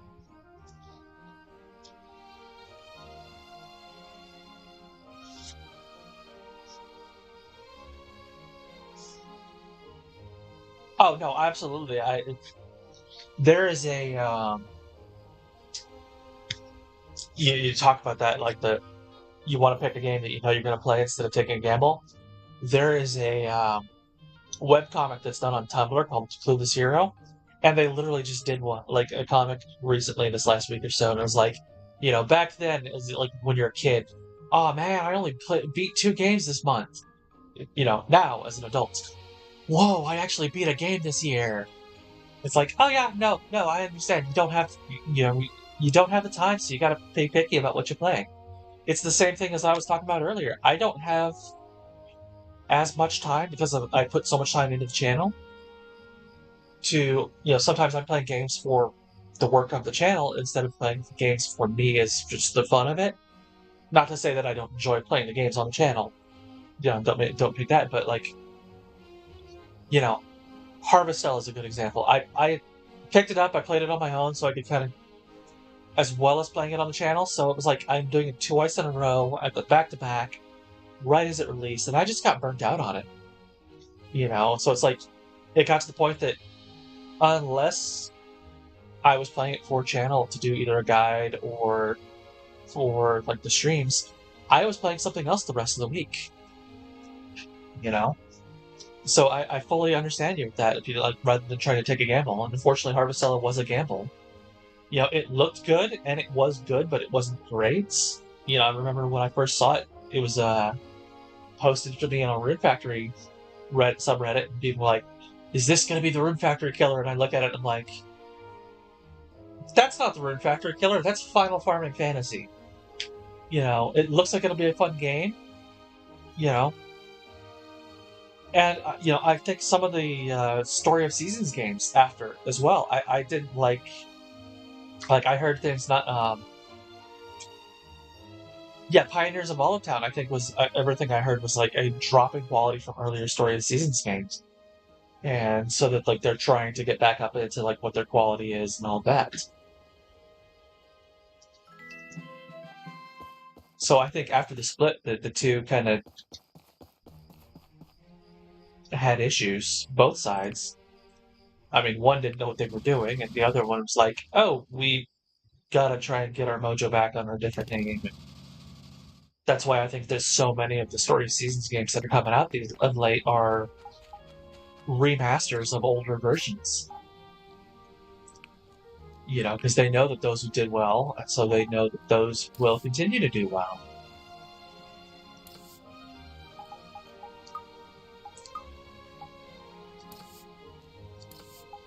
That there.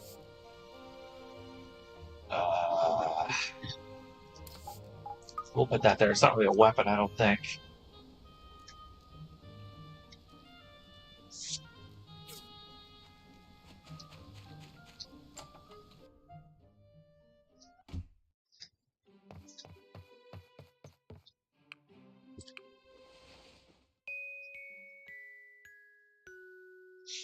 All right, I think we're gonna do one more in-game day today, and then we're gonna call it a day on stream because I've been going about 4 hours. I need to go get some dinner in me before I gotta go to bed here in a couple hours.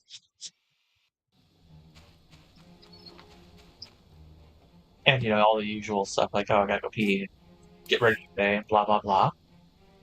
Yes, we will keep all of those.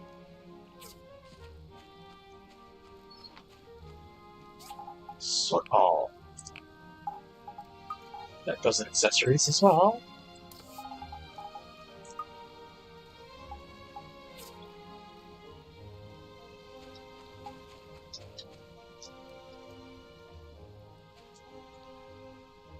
Oh, nice. Fertilize my plants. Ooh. I don't know that these three are gonna make it. Let's see. Yeah, I don't think they're gonna make it. 6 days, 12 hours.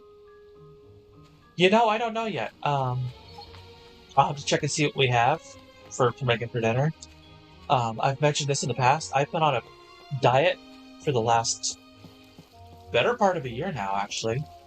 You know, I've lost about 45 pounds. You know, I was really heavy when I came off the truck.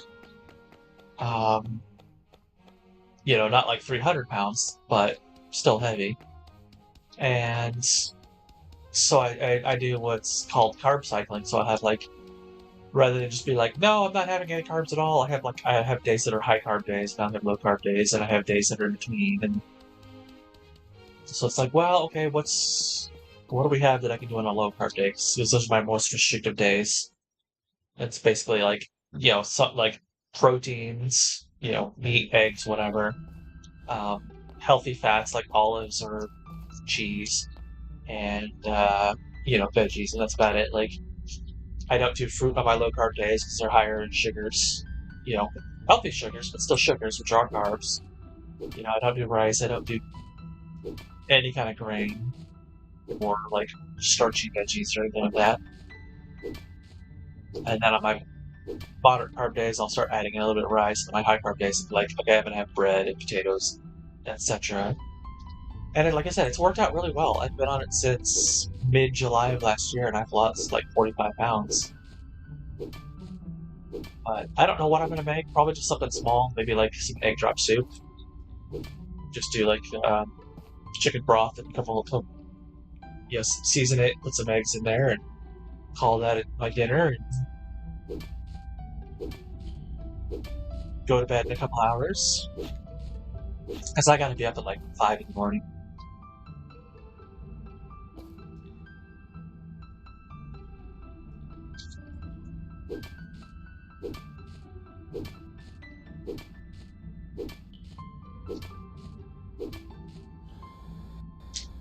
But, you know, just making a good day like that.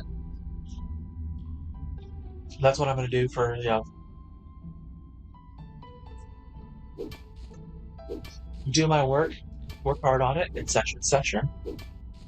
Go to the car auction, play some, probably alternate between Rune Factory 1 and Rune Factory 5, ironically. Because I do want to play Rune Factory 1 through 3, as well as the Frontiers and here in America, it got called Planet's Destiny. Of the rest of the world's called Oceans, which was the one official spin-off, I guess, of Burn Factory. Because Frontiers is technically a sequel to 1.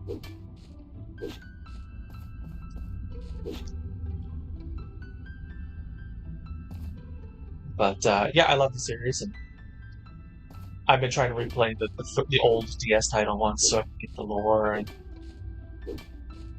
just maybe do a review on them one day for the channel, especially when we get 3 special. Be like, do you really want to go back and play 1 and 2? Probably not. If you're great on the lore, like I am, absolutely, but just be aware the mechanics kinda not the greatest.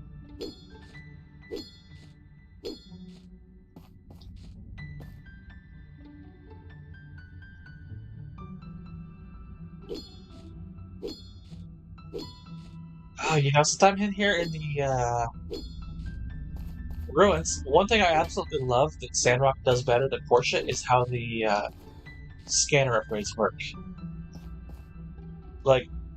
Portia is just pay a one-time fee and you get the upgrade, and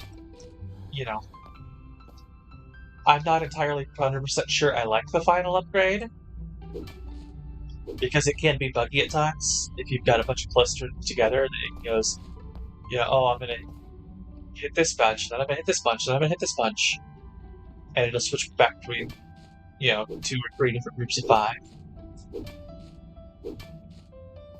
Since it's basically just an instantaneous switch over. Whereas with the first upgrade, you just okay, I'm gonna highlight this one, this one, this one.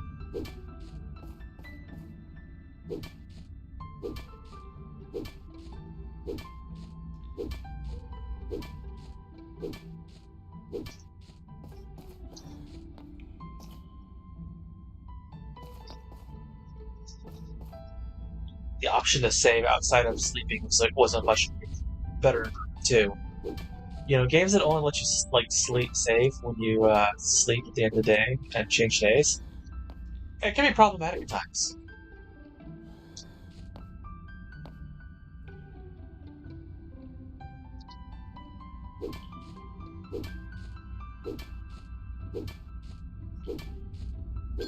Especially when there's a combat system or something like that involved.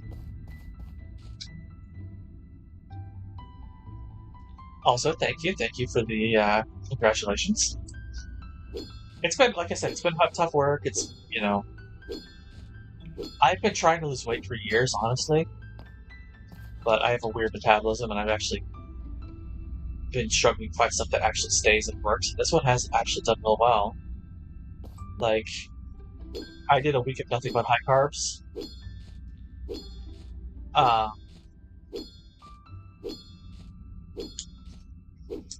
But I didn't gain weight off that week. I still stayed maintained. I didn't rebound back. Yeah, and that's the thing, is you don't really need to do upgrades as much in Sandrock either. The way to change the way that the influence works, you don't need them as much. This one it's just a massive space and you gotta hunt them down as best you can, and you need that extra range and everything. But in that one, it's I'm good.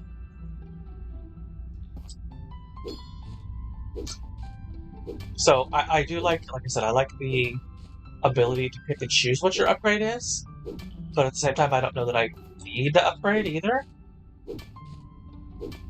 And we'll see as they advance the story and you get more unlocks and so on. Or more ruins that you can unlock.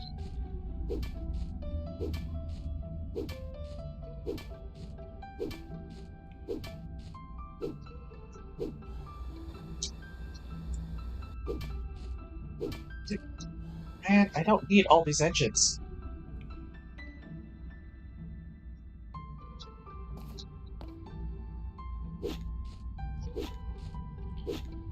But the only upgrade for this one I need would be distance and highlight the thing. Oh, I hate that. The unknown recipe.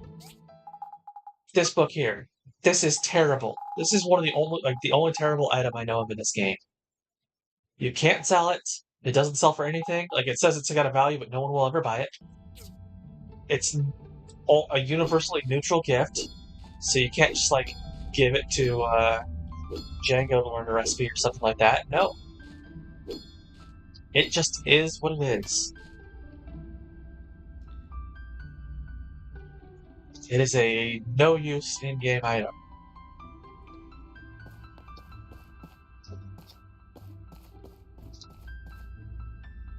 Iron. Or not.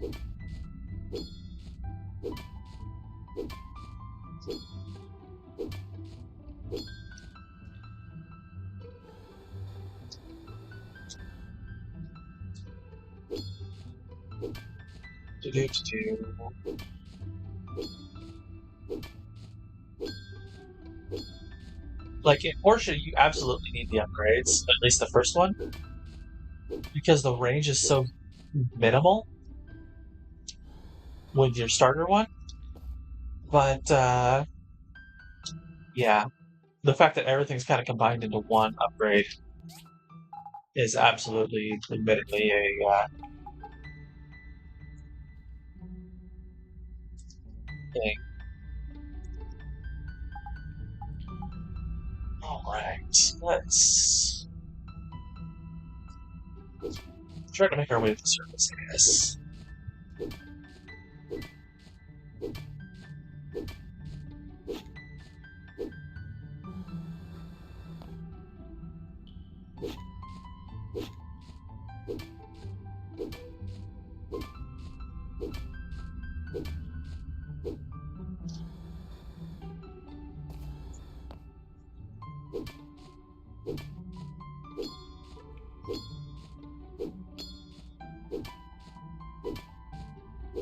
Nope, I guess we're not getting that on the top of the list today.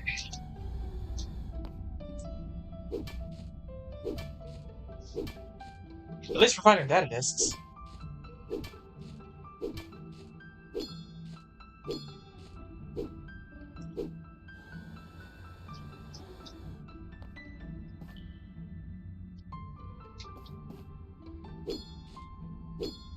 And finish up the day, but getting some negatives.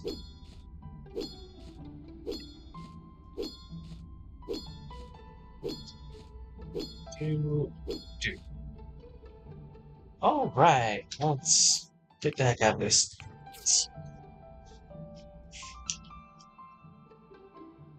So yeah, next week we will be back to Rune Factory 5. We just started it last week. I absolutely love the game. It's one of those ones that you absolutely can rush it and get the story done by the end of your first spring or sometime in like early to midsummer of your first year. Partly because just they made an interesting choice with it. Like, I kind of talked about this earlier. Like, you can see in this, every in-game minute is roughly 1 real-world second. And that's how it is for Rune Factory 4, but then they doubled that in Rune Factory 5, which doesn't seem like much at first, but until you realize that an in-game day, like full 24-hour cycle, because there is no passing out in Rune Factory 5, is like 48 in-game, like real-world minutes to, 6 a.m. to 6 a.m., and it's just like, wow, that is a lot of time to do. Oh, wow, we just jumped back up on the stone. A lot. Well, back to making more sound effects, I guess.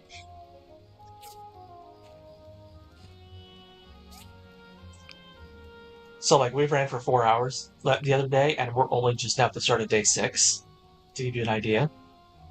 And part of that is because it's the story and tutorial and blah, blah, blah, but there's other factors involved.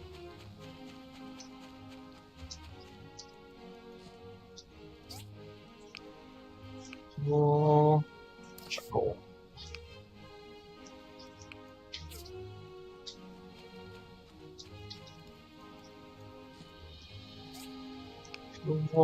And steel.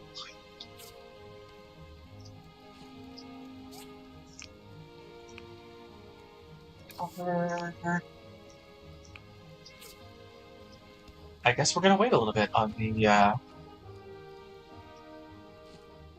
making more carbon steels for that anymore.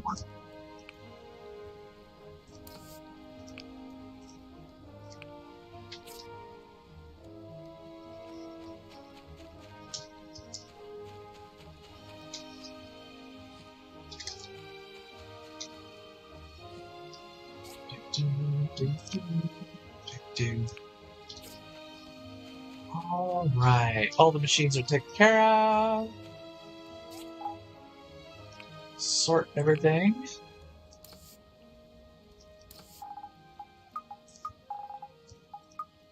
Let's go, and we'll go to bed.